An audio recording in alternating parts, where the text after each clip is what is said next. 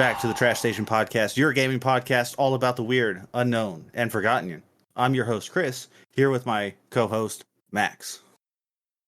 Hi, Chris. In our friend circle, we're known to play mostly trashy games. We're talking about anime games, retro games you've never heard of, the indie stuff on itch.io, and everything in between. Wait a second. You're not Max? You're Josh from the IndieQuest Podcast. Josh, how are you doing today? Oh, I'm doing awesome. I've been looking forward to this for a while, so I'm excited to kind of sit in the co-host chair today and talk some trashy games. Yeah. Max, I think he may have mentioned it on the last episode, but he had to be out of town for a work thing. So I brought you on as a temporary co-host for this particular episode. Josh, would you like to tell us what you do on the internet for anyone unaware? Yeah, mostly do IndieQuest is the main thing. IndieQuest Podcast. We do it every other week. If you've listened to this show, it has. I feel like you guys were lightly inspired by us, but we have the quest log where we bring indie games to it, and basically it's a curation show. We're just trying to highlight games you may not have heard of and say, hey, these games are awesome, you should play them. So if you like this show, you're going to probably like IndieQuest, or you probably have listened to IndieQuest, but still, check that out. It's IndieQuest Pod, and you can look at the quest log, IndieQuestPod.com. Yeah. Your show definitely was a partial inspiration for us. You know, we both listen to IndieQuest. Me and Max both do. And when we were talking about, you know, starting this podcast, it definitely came up in conversation at least once or twice. But where you guys focus on only good games, we tend to play a lot of stuff that isn't quite so good and want to be able to talk about it also, which is kind of where maybe a little bit of our reputation comes from, but also the name of the podcast and kind of what we're doing here. Because we don't like to just shit on games. Like, that's not the point of what we're trying to do, you know? Yeah, you guys are just playing. From listening to the show, I've listened to all the episodes, enjoy it. You guys are critical, but you're not mean. You're not mean-spirited. When you bring a game, you're like, yeah, this game's a little trashy, but you know what? I enjoyed this part of it, so I feel like you guys are good at finding like that nugget of, you know, the diamond in the pile of dirt or whatever, you know? Right. Yeah.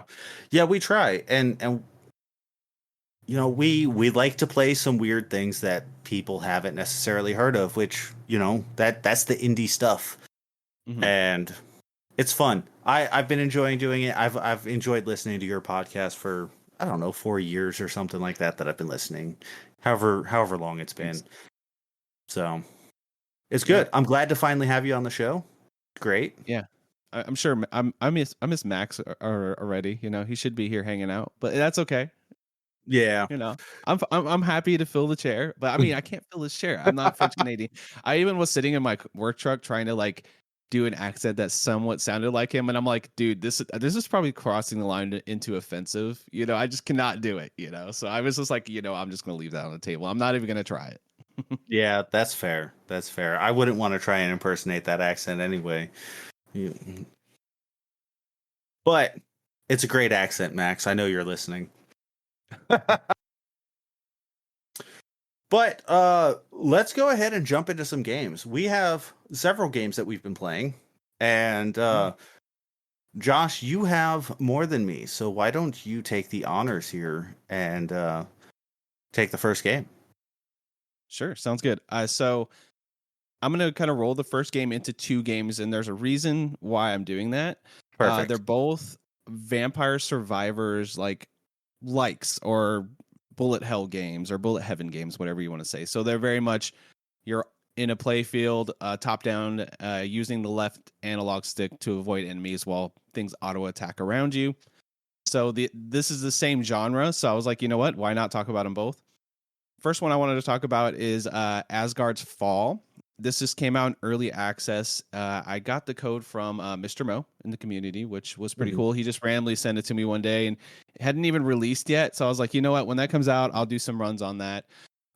It's a pixel art, a bullet heaven type game, and you play as this little like Viking dude, and the whole thing is kind of like Norse themed, which, you know, Asguards Fall. You can tell by the title. I love the art style. It's very, very nice to look at. It's very fun to play. It's very much that same rogue type game where you're going to get random items and random abilities. And the whole goal is to try to last until you hit the boss and then beat a run, quote unquote. And then there's different lands that you can go to that have harder bosses and like sub bosses and things like that. But the thing that this one does a little bit different and that I find interesting is there's like this web of passive abilities that you can kind of unlock. So say on level 1, you're going to unlock maybe a weapon, but every other time you like every even level that you get a passive. And then there's this web that you can plug these passives into, and then basically, so say I have movement speed 1.5 times movement speed or whatever.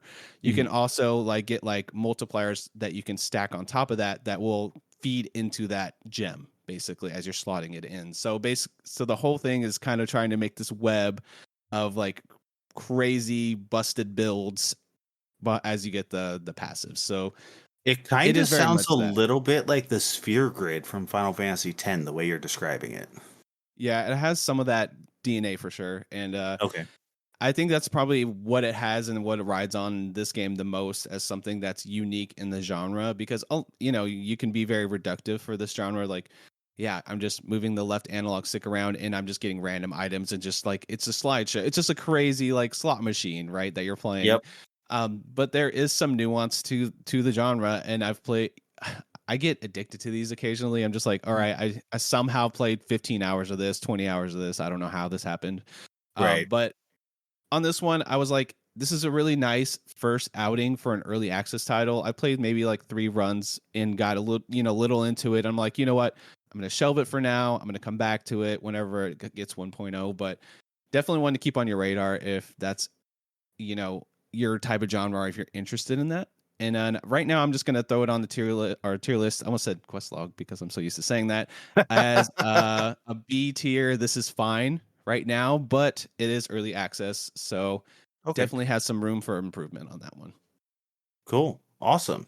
Yeah, so the only one of those that I played was Brotato, and I was not super thrilled with that game.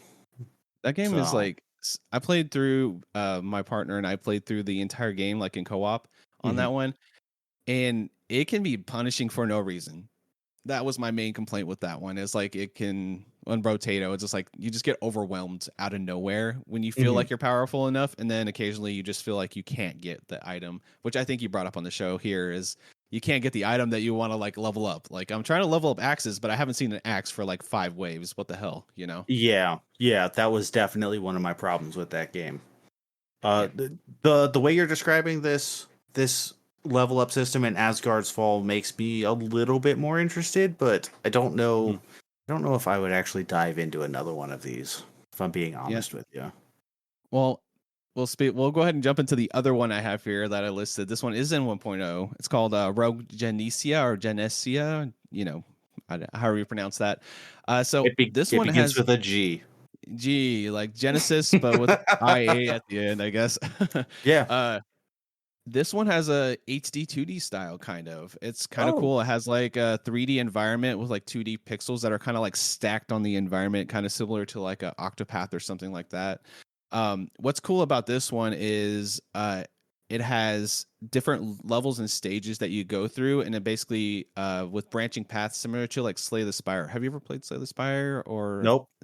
Okay, so basically what happens is you start in one spot, and then they'll have branching paths with like a overworld that you can go. And so say like, oh, this time I can go to the chest room, or I can fight a boss, or I can go to like a normal stage, and then you kind of make your way up the path as you beat each stage.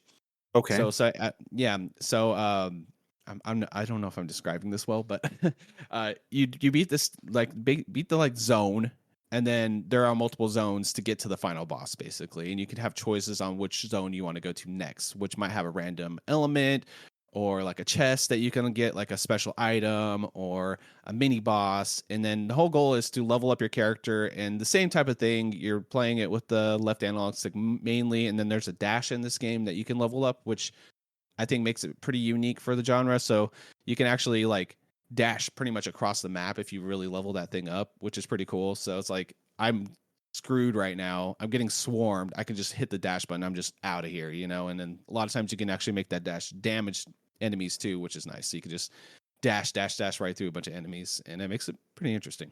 The way you're describing this level up system, or the level select system, reminds me a lot of Eternal Poison for PS2, which I don't know if you've ever played that game. It's an Atlas game that came out late in the PS2 life cycle. It's a tactical strategy game. Not to get off on this tangent, but I'm going to get off on this tangent. That's fine. And it's such a weird game because you have multiple characters that you can choose from, but then each of those characters have different paths to get through to get to a final boss within a certain like set of levels, and each one of those stages will reward you with different things, but it's not it's not actually a roguelike or a roguelite in any real way. I mean, maybe it's like a progenitor to that genre. Anyway, it's a late 2006 that this game released on the PS2 for only the PS2. It's a weird fucking game. It goes for a lot of money these days. It's really cool. Sounds cool. I don't know if I would actually suggest anybody buy it, but just play it however you can, right? Yes, play it however you can. I've not finished that game. That game will come to the podcast at some point in time when I decide that I want to go back to it. But that's it for Eternal Poison for right now, a game that we're not putting on the tier list. Josh, no problem. I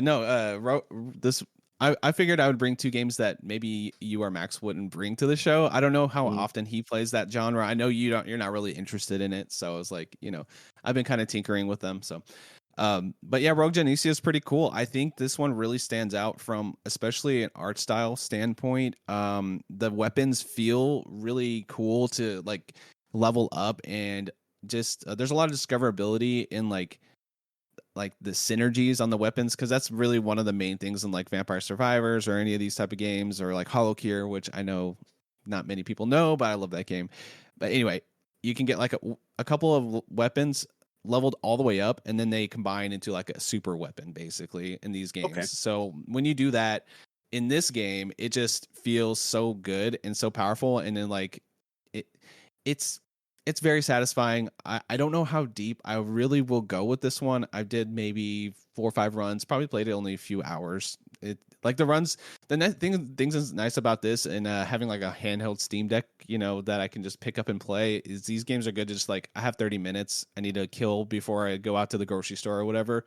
Right. I could pick this up and play a run, which is the main reason I have these games even installed on there. So for that purpose, this game really will be one I kind of just like take away out for the long term, but I'm still going to just put this one on the B tier. This is fine as well, because I just feel like it's just really hard to stand out in this genre. Like if I was going to do like a Vampire Survivors, I'd probably put it on a higher tier because it just has like so much to it. And it's just like kind of like, it's a really strong entry in the game. And then the French in the genre. Yeah. That's the word I was looking for. But these ones are just kind of, they're good. Like they're good. They're fun. I'm looking forward to seeing what they do with the whole like web system in Asguards Fall. Rogue Genesia has like a lot of interesting combos and characters you can unlock and things to look forward to trying out, but it's not like blowing my pants off. Like it's pretty good, but not like, oh my God, you got to go out and play this one. Okay. Excellent. 2 excellent choices that I probably would have saw on Steam at one point in time and scrolled right past them. That's fair. But you have me interested in this Rogue Genesia game. That's going to go on my wish list, and I'll wait for it to go on sale for cheap, and I might pick that up and give it a shot. So yeah, I had that one on. It was like a Humble Bundle. They did like a Bullet Heaven Humble Bundle like 2 years ago, like 2022 or something. Mm-hmm. And I bought it, and then you know how on Steam sometimes it'll just be like, oh, this game got an update. And I'm like, oh yeah, I didn't even realize I owned this game, but it came out on 1.0. Let's try it out. So that's kind of why I was tinkering with it now, even though I've owned it for so long. So Right on. Cool. Yeah. So for me, for the first time, I think ever on this podcast, I am going to be bringing a brand new game that just released yesterday as of recording, and that is Shotgun Cop Man. This is the new game from... Oh god, where did all my tabs go? What are you doing to me? There it is. Okay. Sorry. This is the new game from Dead Toast Entertainment. These are the guys that brought you My Friend Pedro, which I know you're a fan of. Yeah, I really like that game. You will really like Shotgun Cop Man, I think. I have not played My Friend Pedro. It's one that I've always meant to get to, but I've not gotten around to it yet. I found out about Shotgun Cop Man because of Steam Next Fest, and I was just going around. I was playing a bunch of demos for games that I had never heard of before, and this was one I was like, this looks fun. I'm not usually a huge fan of the kind of stuff that Devolver puts out, but there's a demo. Let me try it. I tried the demo. I was like, oh, this is something special. I like this.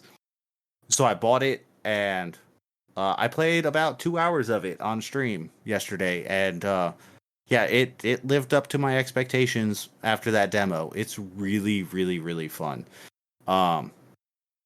Josh, you said before we started recording that you started playing this a little bit? Yeah, there's another game I'm bringing today, and I kind of like got to a good conclusion, or at least a good stopping point there, so I had plenty to talk about for the show. And then I was like, you were talking about this game, and you know what? I just bought it. I was like, I was gonna buy it anyway, and it's $10. That's the MSRP. It's not even on sale. I was like, $10. It's worth the barrier of entry. It's not much money. So I played about 30 minutes of this, and I will say I'm ready to play more. So what is this game all about? Let the folks out there know. So Shotgun Cop Man it's a 2D platformer, but also kind of a twin stick shooter, except you're not using twin sticks because it's keyboard and mouse only. Maybe you can map it onto joysticks on the Steam Deck. I don't fucking know. I don't have a Steam Deck, and I'm probably not going to buy one. So I'm playing this keyboard and mouse. So essentially you're moving left and right, and you're shooting. You have two different guns that you can shoot with the two different buttons on your mouse, and those are your controls. That's it. You jump by aiming your gun down at the ground and shooting yourself up into the air. So you have a pistol, which you have, I think, like 8 bullets in your pistol normally. And if you shoot at the ground with your pistol, you'll do like a really small hop. And then you have your shotgun. You have 3 bullets in your shotgun. If you shoot down at the ground or like to the side with your shotgun, you'll fly in the opposite direction or jump really high with that shotgun. So the game becomes a balance of like shooting at enemies, but also trying to platform over saw blades and other pit traps and obstacles within a level, but also doing it fast because it rates you on a star rating for every level. So you're aiming with the mouse and trying to shoot at enemies while also jumping with your guns, which means you have to be aiming in the opposite direction. And then while you're in the air, maybe aiming back in the other direction. And if you're shooting your pistol in the air, you kind of hover and float there. And you can float, you can move a little bit while you're in the air, but not a whole lot. A lot of your in-air momentum and direction really comes from what direction you're shooting your weapons. And that's like the baseline core conceit of this game.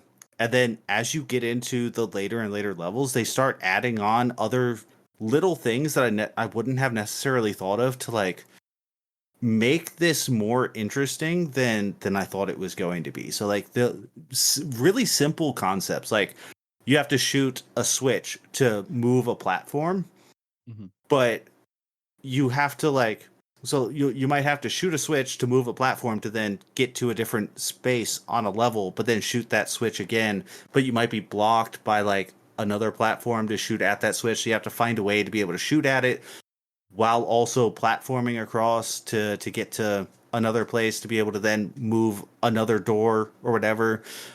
There's levels where like you basically you'll find like weapon reloads mid-air. So instead of normally you have to land on the ground and then you automatically reload your weapons.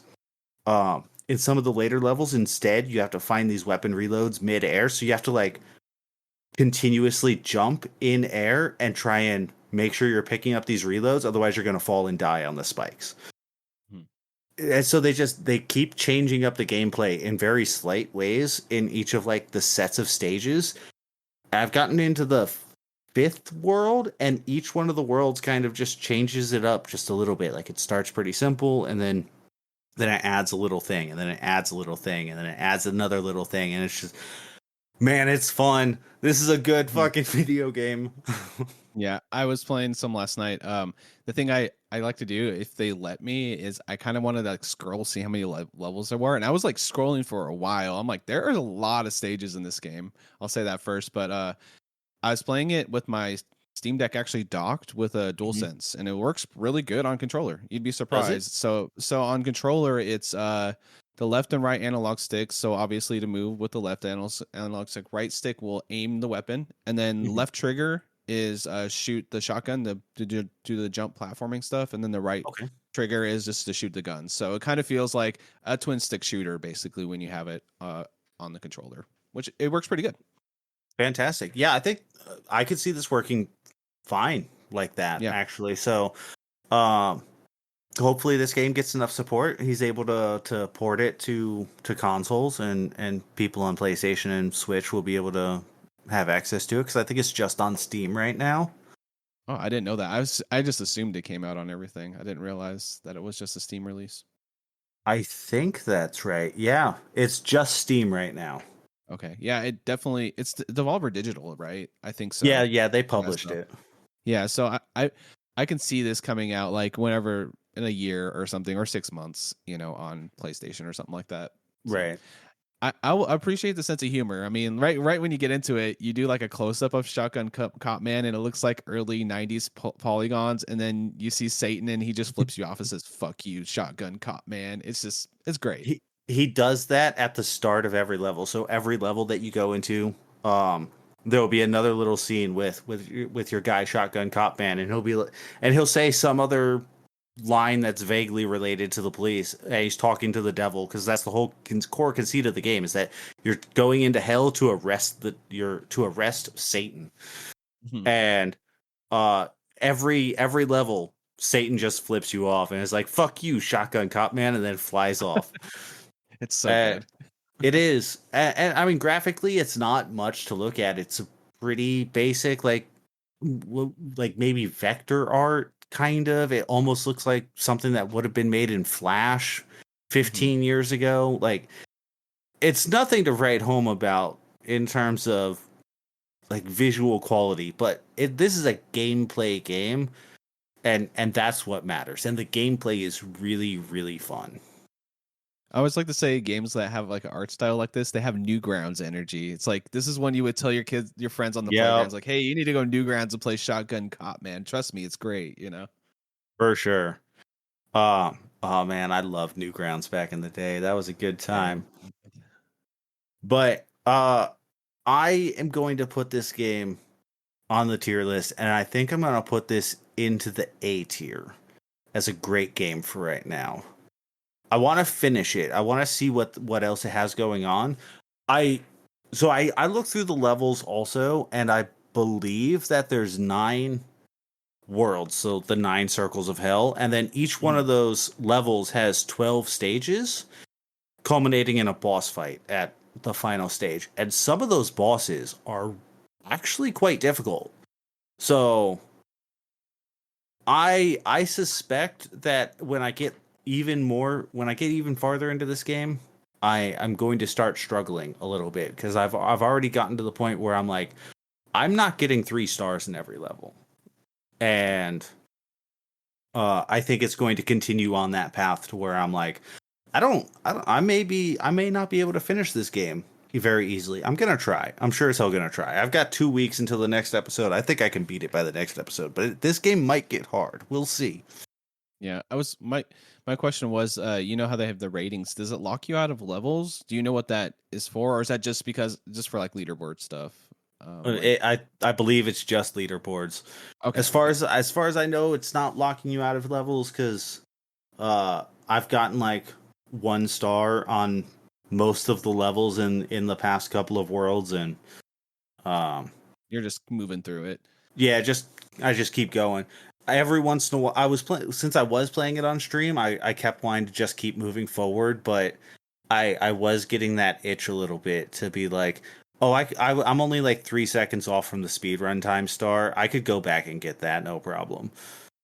So this game's fun. Yeah. If you like a little bit of score chasing and a little bit of that, can I get through a level in 30 seconds? And then can I lower that time to 25 seconds? Can I lower that time to 22 seconds? Can I lower it to 21.7 seconds? This game will be a game for you. The speed runs of this game are going to be insane, and it's not going to be something that I have any interest in trying because those people are going to be wild. But I will watch them at Games Done Quick. Yeah, it definitely has that energy. It has like a neon, like it's a 2D neon white in some ways. If you ever played that or heard of that, kind of. That's actually a good comparison point. I hadn't thought about that. Yeah, you use a lot of the weapons in neon white. You used to like platform and like jump off of things. So it's a decent, not the best comparison, but loosely, right? You know, I know if Steve listens to this, his ears will perk up when I say that. But yeah, but that's a good way to make him spend $10 and play this game, and play it for this year because it's like I said yesterday. It came out yesterday. And I rarely day one games. That's a rare thing for me. So, no, it's always, I always like seeing people get excited for new stuff coming out. I was even tagging you like, "Hey, look, it's coming out!" You know, yeah. I did want to comment. One last comment for this game for me is I like the levels, the life system. Like it's not very punishing. You do get one hit where your heart will pop out of your body, and then you can collect that heart to continue the stage. And of course, there's a challenge like don't get hit in the level, but I do appreciate that you don't just splat and have to start over, which is a lot of times when you're playing games like this, that's how it works. Yes, I do like that a lot. And also to add on to that, if you've gotten partway through a level and you lose your heart and then get hit again and die, you'll oftentimes hit a checkpoint somewhere in the middle of the level and respawn from that checkpoint, so you don't have to completely start the level over. Because even if the level has a speed run time of 45 seconds, it might actually take you 2 minutes to get through that level the first time. Just kind of learning what the hazards are and the enemies and all that. Yeah. Yep. So it's a good time. Everybody should go out and play this game. It's ridiculous in all the best ways. Josh, what do you want to talk about next? Oh, I got to talk about the big boy I've been playing for a few months here. I've talked about it a bit on Discord and stuff, but Metaphor ReFantazio, however you say that. I read it more than I hear it pronounced, but this is a big Atlas game that came out last year. I had never played a Persona game, and I'm not the biggest turn-based RPG guy.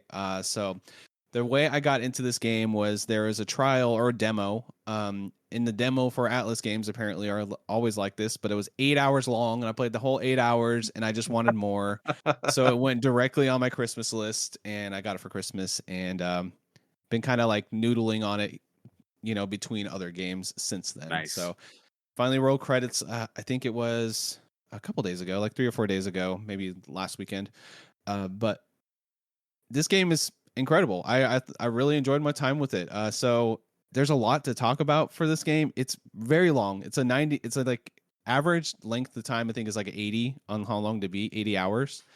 So I beat it at around 87, 88 hours myself. And, I don't play long games like this too often, but I just kind of picked my lane. I was like, I got to see what happens in the story, because the story is very compelling. So it's a fantasy epic, I will say. The whole main thrust of the story is you're playing this character which is just named Will, and you're trying to save a prince that has a curse put upon him, and the way to do that is to kill the bad guy. So it's a very basic premise for like a fantasy story, but it plays with your expectations quite a bit, and there's a lot of good twists and turns in there. It ends up being kind of like a romp through like almost like a like what's it called? Like a road trip adventure kind of, because you're going through all this areas of the kingdom with your party, and as you're going through, you're collecting more party members, meeting more people, unlocking more abilities. It's similar to the Persona system, as far as I know, if anybody's played Persona, but you get archetypes, which is like a magic that gets unlocked, and of course, you're the first character to ever unlock it in hundreds of years, and then all your party members start learning the powers too. There's bonds where you talk to the characters and have like side stories and things like that. Those were all very good. I honestly, there's sometimes in those like side missions where my jaw was on the floor. I was like, they're doing this and just like a side activity, like the storytelling is that strong. Cool. But as you're unlocking these archetypes, they have special abilities, and of course, it's a turn-based RPG.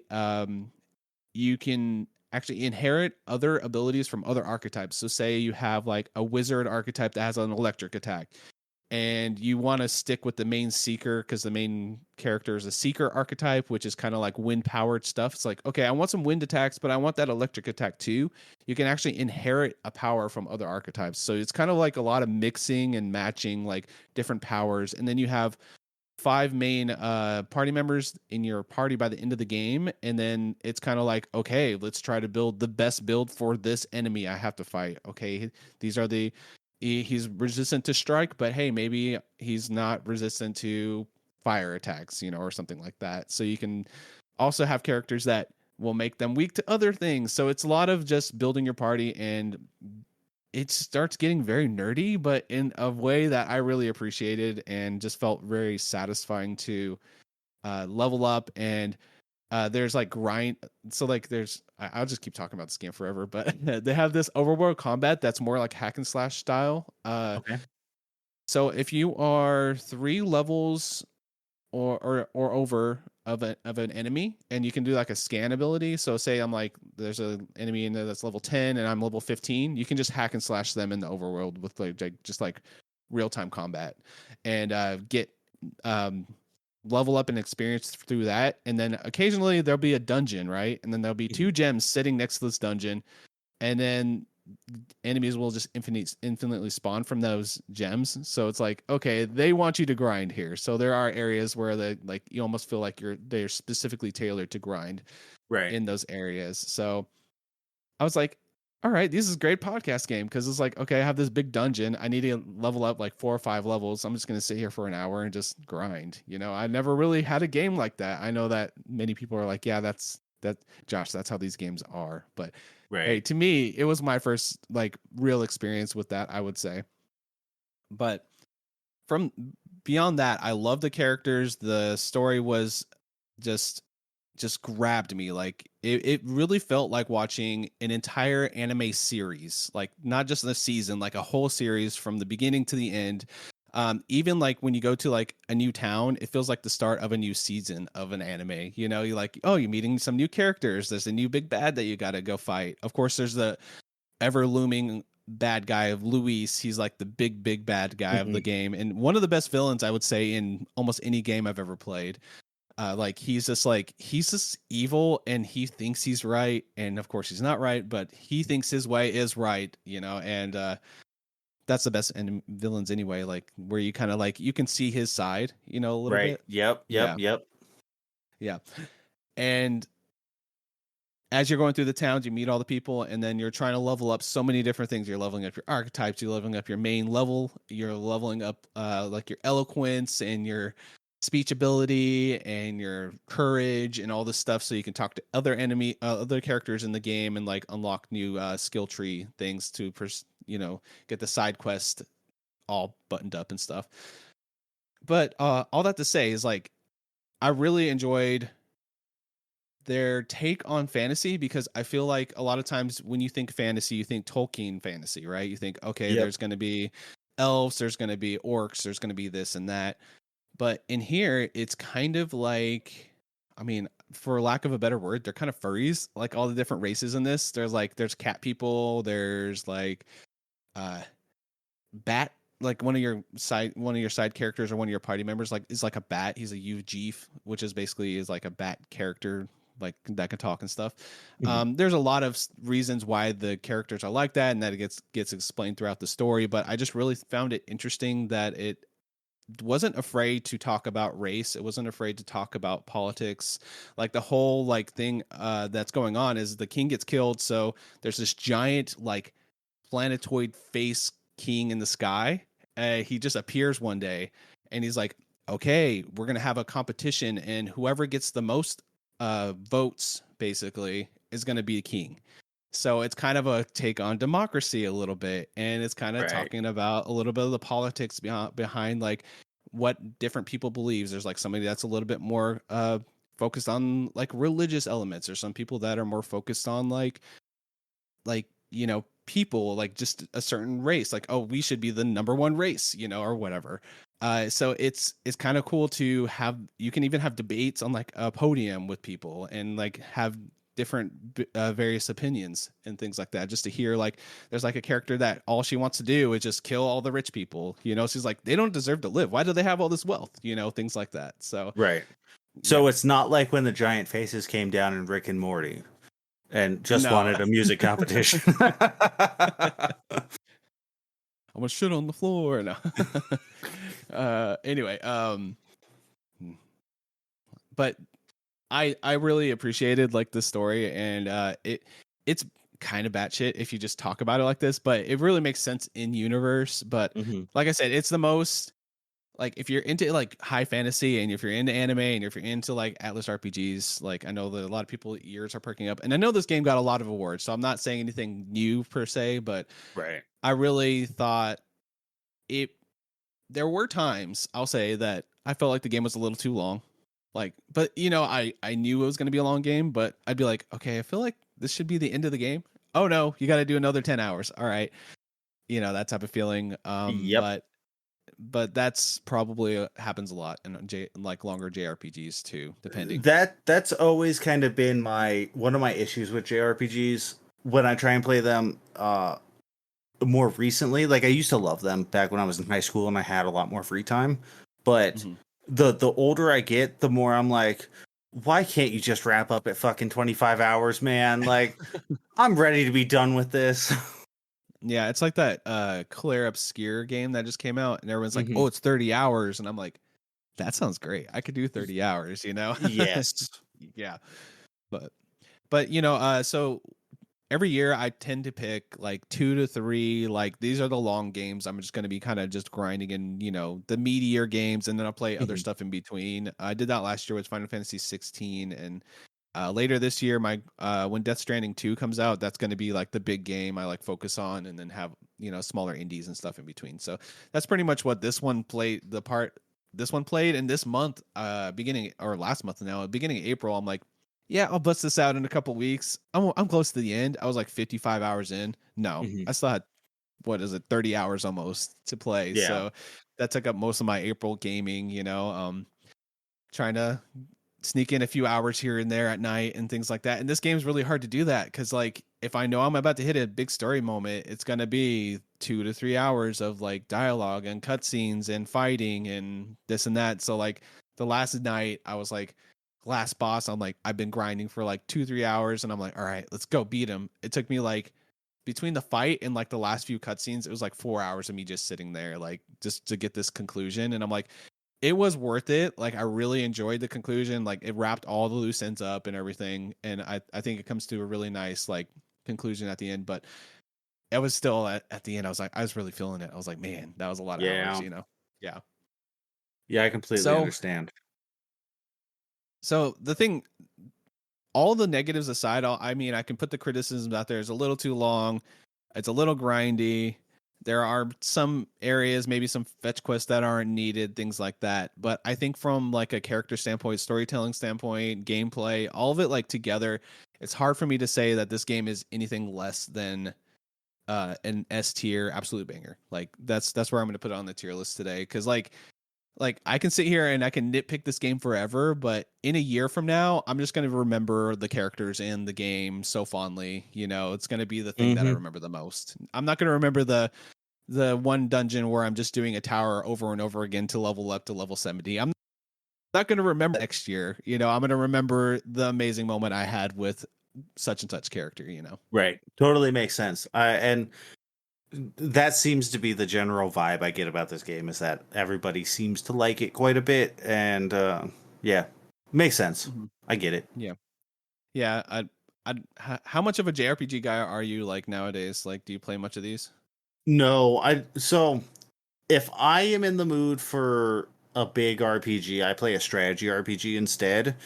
And a lot of that has to come down to that I enjoy that grid-based tactics combat so much more than I enjoy the like menu heavy JRPG combat.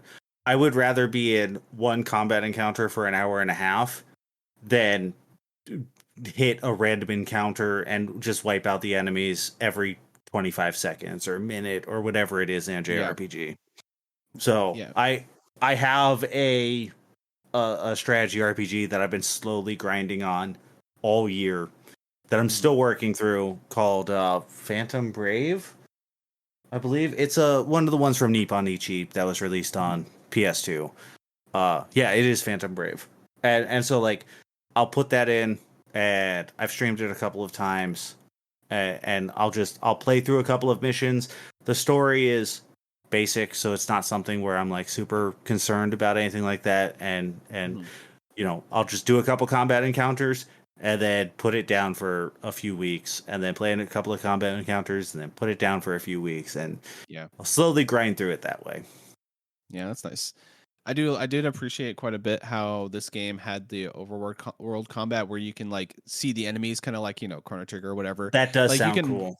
Yeah, so like if there are some enemies over there, you know that you're not really super strong against, like I'm just gonna avoid that guy. I'll just run right through and just get away from him, which is nice. And then there's some abilities where you can like run, like when you get like into the turn-based combat, you can just run away, like if you unlock the right abilities and things. So that's nice. And it's pretty cool when you're in like the town, you can ride on your sword like a skateboard, which I appreciate that. It's kind of like a hovering sword that you ride around. You know, it's just just to speed up your overworld traversal a bit. And then like they make it really simple to travel around to. Like as soon as you go to a place, you can teleport to it, which is nice. Really, you don't have to like wait on your, like you have like this thing called a gauntlet runner, which is basically like a runner that runs through the woods or whatever, you know.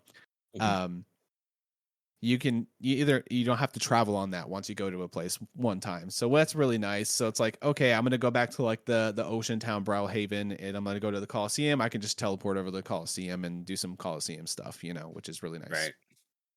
Right. But I feel like I could talk about this game forever, but it is one of those ones where it's like, even if it's out of your comfort zone, like for me, I've still enjoyed it. I feel like I could recommend it to almost anybody. So my worry when I think about a game like this is that it's going to be one of the games where I pick it up and I play it for 20 hours and then I'm like, yeah, I'm just going to put this down and then I never come back to it. And that's how a lot of JRPGs have ended up being for me. In recent years, which like there's nothing wrong with that. Like you don't have to beat every game that you play. So yeah, it's one of those ones where I considered that at one point. I was like, should I just stop playing this? Because like I try to be as current as I can. Like I can't keep up with most of the games anyway, but I try to be current if I can, or play at least what's on my backlog or what I've been thinking about playing. And then I have like 7 or 8 games that I'm like, I really want to play these, and I'm still playing Metaphor. So hopefully it's worth it. It ended up being worth it, but it would have really sucked if I got to the end and I'm like, yeah, this is like a D tier. You know what I mean? Like this sucks, you know? Yeah. But I saw it through and it was worth it. So that's always nice. All right. That was Metaphor ReFantazio, just to say it one more time for the podcast people. Metaphor ReFantazio. Everybody seems to love that game. Yep. I'm going to take us in a very different direction, and I'm going to talk about Little Kitty Big City, which is a very cute game. This is a little indie game. I made sure I need to get better about this. About making sure that I give credit to the developers of the games I'm talking about, because I find that I don't do that as often as I probably should, especially when it comes to newer indie stuff like this. This was made by Double Dagger Studio. Um, Little Kitty Big City is a small but open world like collectathon adventure game where you play as a cat and you're just trying to get back home. You fall out of your windowsill by accident, and you can't climb back up there yet because you're not a strong enough kitty. So you run around this city and basically learn how to climb and help a bunch of other animals around the city, and basically completing quests for NPCs to get enough stamina to be able to climb back up to your window. And that's the whole premise of this game. I have not finished it yet, but I am a few hours into it, and it's a very cute cat simulator. And I like cats. I have 6 of them. So I like this game. Have you played Stray? That was my question for you on this. I have not played Stray. No. Okay. I was gonna say, if you like this game, you'll definitely like Stray, because it's another one where you play as a very cute cat. So yep. I would say the collectathon portions and the actual adventure game portions of this game are not the focus.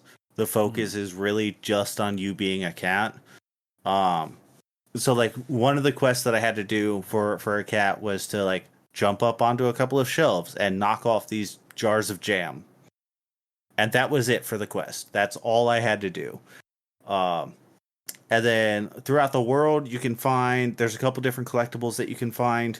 The primary collectible that you need to find is like they call them shinies. They're little trinkets, like springs and keys and whatnot that you have to give to a crow. And he gives you stuff for bringing him this primary collectible. But then like some of the other collectibles are like spots where your cat can sleep, and it'll be like a random spot where like the sun is shining through some trees directly onto this one rock, and you can just lay down on that rock and curl up into a little cat ball and go to sleep because you're a cat, and that's what a cat would do when he saw that spot. Another one of the collectibles is just boxes, and you just jump into a box, and you're like, and the trophy is, or the whenever you do that, the thing that pops up is just I sits. Yeah, and it's like, this is a cat collectible, so it's literally just a cute cat simulator. I honestly don't have much to say about it. It's really easy. Like this is not a challenging game. Actually, some of the actual collectibles. So there's like hats that you can get to put on your cat, and some of those are actually kind of challenging to find or figure out how to get to. And then so like I said, the main point is to try and get back to your home, and to do that you have to find these little fishes, and those fishes increase your climbing stamina, just like Breath of the Wild, where you have a stamina bar when you're climbing. And you get increases to that. So you're just trying to find enough of these fishes to get back to to be able to climb back to your house. And once you're able to do that, you can beat the game. There's not really much else to say about it. It's the cute cat game. It kind of reminds me of a Short Hike. Have you played that? Yep. It's a lot similar like that. to that, where you get the feathers and then you get more glide power. It's kind of similar to that. That's actually a great comparison. It is very similar to a Short Hike. I think for me, I would put this in great games because I like cats. Mm-hmm. I think if anybody else were putting this on the tier list, they would probably be like, yeah, this is fine, and just put it in that B tier. But for me, I'm bringing this to the tier list. I'm going to put it in that A tier. And I'm going to say the cute cat game is good for cute cat people. And if that's not what you're into, if you don't want a simple game where you just get to run around as a cat and like pounce on birds and do cat stuff, do cat stuff, probably not the game for you to play. So this is one where it's like it was on Game Pass and I downloaded it and like booted it up, but never like played much of it. I was like, this is cute. but I never actually got into it. It does feel like a game that would be good if you like had kids. Like it's a family game. I don't have kids, Yeah, obviously, but I don't it'd have be like kids one of those either. things. Yeah, it's like, little Jimmy, here you go. Let's play this game. That type of feeling. I feel like that would be good for that too, for sure. But Yeah. doesn't mean that we can't enjoy it if we're into cats, right? Yeah, no, I think this is I don't have any issues with the game, like mechanically. There's no bugs, game breaking bugs or anything like that. Like it's a perfectly functioning 3D adventure game. It's just not a very challenging game in any way, and that's not necessarily a bad thing if you're just looking for a fun time for a few hours. Awesome. Well, Josh, what do you got for us? Yeah, I got a game. This one was kind of like a hot game for a minute, for like maybe a couple of weeks ago. It's called Nubby's Number Factory. I'm sure you've probably heard people talk about it or know kind of what it is. I've heard people talk about it. I don't know what it is. Okay. It's made by a one-person developer. His name is Mog Dog Blog Productions. Interesting name. Yep. But this game is very okay. The art style is the first thing you're going to notice when you look this game up. It's very Windows Vista, XP, that era. Very like early '90s, mid '90s, late 2000s, early 2000s, whatever. That time span, like Y2K vibes. It's going to have that. It's kind of like math, like edutainment almost too. Like it has that a little bit of that energy in it, like that time frame. So the gameplay is, it kind of almost looks a little VeggieTales. I could see that, like early CGI, like kind of cheesy, but like intentionally cheesy, right? Yeah. But so it's a primarily PC game. You use your cursor to drop balls into like a Plinko style game to get bigger points. That's basically the main concept of the game. It's very much a Peggle like experience. There's a row above the play field that has power-ups that you can collect, and it's another roguelike. Unfortunately, I don't know. I feel like you do like roguelikes occasionally if it's the right gameplay, right? It just depends. Yes. I would say the more roguelikes that I play, the more that I realize that I kind of just want my roguelikes to be light on the rogue and more just an arcade game with some added mechanics. Yep. That's definitely fair. That's hard to come by sometimes too, unfortunately. But this one's pretty fun.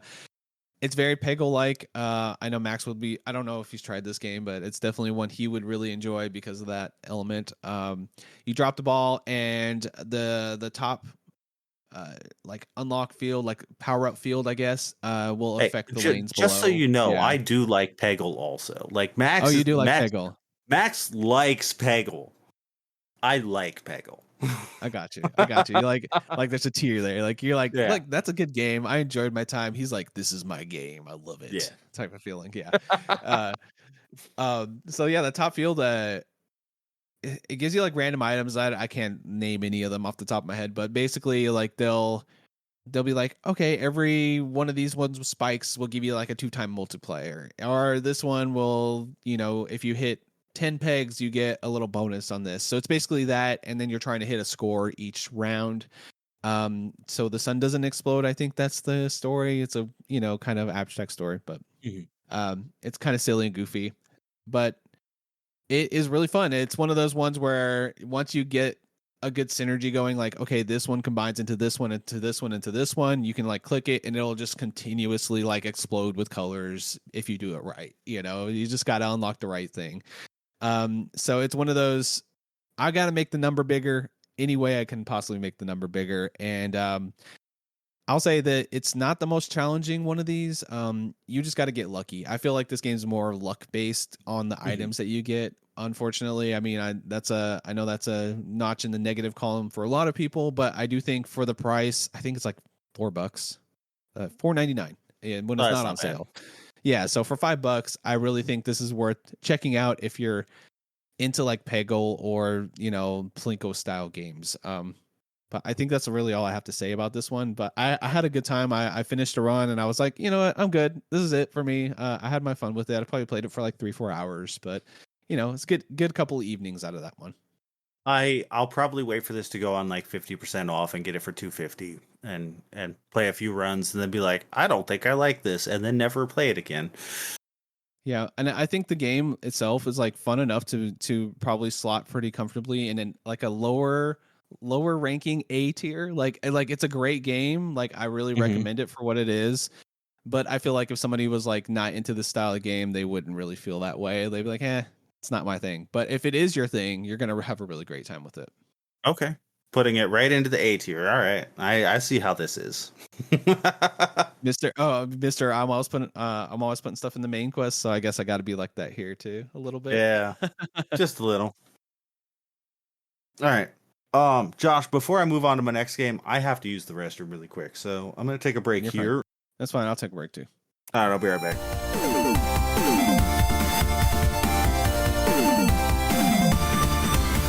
Get to see my glorious compact as fuck room that I don't have any space in anymore. We got a Squishmallow thing on the wall now because Sarah has too many of these things. Nice. I see it. Yeah. Yeah, that's fine. That's a lot of Warhammer. Yeah, Warhammer. Yeah. I used to have so much more like figures and stuff before I moved to Washington. I got rid of like I had a whole room of just figures basically, but yeah, it just kind of didn't come with me, so I don't have them anymore. That happens. Yeah, that's fine. Yeah. Not any Warhammer though. I never been into that. It's a huge hobby to get into. It's a very big investment, right? It is. So I will say the thing about Warhammer is that the total investment that you put into it is really kind of dependent on how deep you want to get into it. So I think the biggest problem and the biggest hurdle for most people getting into Warhammer is just the startup cost. Because to be able to get an army, you're looking at like $500 to $600, which is a lot of money. I will 100% agree with that. But when you think about like hobbies kind of as a general thing, I don't think $500 or $600 is that much in comparison to like I could spend $100 a month on video games, no problem. Yeah, same. So yeah, and I just bought a Switch too, so I'm waiting for that to come out. So that's $500 right there. So it's like, yeah. So if you can get past that initial investment, one of the best things I think about this hobby is that once you have your army, for the most part, you never have to buy anything again if you don't want to. Yeah, unless you see like a character or something you want, or like a faction or whatever it is. Yeah, they may release some new models for your faction, but and you may want those or you may not, and that's kind of up to you. You can kind of just stick with how little or how much you want. I'm the kind of person, I like having choices and I like having a variety, which is why I have so much. Yeah. So, like, I don't want to be stuck to basically just one particular list of models that I'm bringing to every game. I want to be able to make changes and be like, oh, well, this wasn't working for me, so let me bring these instead and see how that plays, and then change that, and then change that again. And so I'm always kind of tinkering. And so that's why I end up with so much stuff, because I'm always fucking around with it. But you don't have to do that. You can just you can have your core list and just kind of just play that. You may not be the most competitive doing that, but you can definitely just get by with that. Yeah, it's like playing Magic when I was in my 20s. Exactly. It's like I can make more decks, or I can stick with these two decks I have. But I'm not going to be as competitive if I have just these two decks, maybe. But exactly. Yep, that is a perfect comparison. It's the difference between but so for me, I also like to play competitively. Like I want to play in tournaments. I want to do well. I want to try to do well. So if I if I want to be somewhat competitive and be able to at least win some games, I need to make changes when the meta changes. So Yeah. But it's fun. I also enjoy the painting and the building of the models. Yeah, It's like a and the community community. thing. Yeah, you can hang out with your buddies and play some Warhammer. That's cool. You know, I get that. Yep. But we're not here to talk about Warhammer today. We're here to talk about video games, and I would like to talk about Far Cry 4. Josh, have you played any of the Far Cry games? I played like when 3 first came out. I was like super into it, loved it. I played a little bit of 4, and then ever since then, I'm like, that's a franchise I should get back to. And so I never really got too deep into 4. It was one of those ones where my brother owned it. I went over and played with him, you know, a little bit like, hey, let's play some Far Cry, but I never actually like got into it. So, but I know it's one of like on a tier list of like, hey, which one is the best one? People will say 3 and 4 are like kind of tied. So, I'm interested to see how you liked it, honestly. Well, I'll be upfront. I fucking love this game. Okay, This awesome. is so much my shit, and I don't usually play a whole lot of first person shooters. I'm usually pretty bad at them. Some of the harder first person shooters, like I would say Doom on any difficulty that's not easy is kind of a challenging game. Doom 2016, not OG Doom. Yeah. First person shooters are not the genre that I tend to play a lot, and I tend to not be good at them. So like I am not going to go into Call of Duty matches or Battlefield matches or Counter-Strike matches. I don't even know if all of these are actually first person, but I'm just assuming that the war game is first person. Yeah. Okay, I'm right. See, I'm smart. I know what I'm talking about. I never quite feel like I am not good at Far Cry. Mm-hmm. And I think a lot of that has to do with like its mix of stealth and also like normal first person action gameplay. So to break this down for people who are somehow unaware of one of the biggest franchises in the world at this point, Far Cry is a first person open world kind of survival-ish, not really though, light RPG Ubisoft game. So you are in, how do I want to break this down? Let's break it down mechanically first. You are in the first person, you have guns, you shoot people with them. That's your primary action in this game. You can hide and you can hide and be stealthy and go in to certain encounters in like a stealthy way. So kind of just sneak in and take guys down, sneak up behind them. When you're on the open world, there will be a whole bunch of markers. But unlike most Ubisoft games, the markers for all of like the little collectibles and everything aren't there. Just like normally when you climb a tower in an Ubisoft game, it unlocks a portion of your map. I think everybody knows that at this point it's the meme, right? Yeah. All of those little collectibles don't just like populate when you climb one of those towers. You have to buy maps that tell you where those things are, which I think adds this extra layer that's actually kind of cool. And then you have all the like settlements or encampments, and they're all taken over by the enemy. You have to go in, kill all the guys, take over the camp for yourself, and then every once in a while, one of those camps can be like invaded by an enemy. Which, side note about that, I think they did a really good job in, for one, making those encounters of like enemies attacking one of your bases. They don't happen very often, so that's helpful. So it's not like super annoying that it's constantly happening. Like, do you remember in GTA San Andreas where it'd be like every 3 minutes one of your pieces of gang territory was being attacked by another gang, and it was like, I don't fucking care. I just want to keep playing the game. Yeah. It's like it's just frustrating. Instead of it being an additive layer, it's like an annoyance, or you know, like why is this happening every 2 seconds? Yeah, I remember that.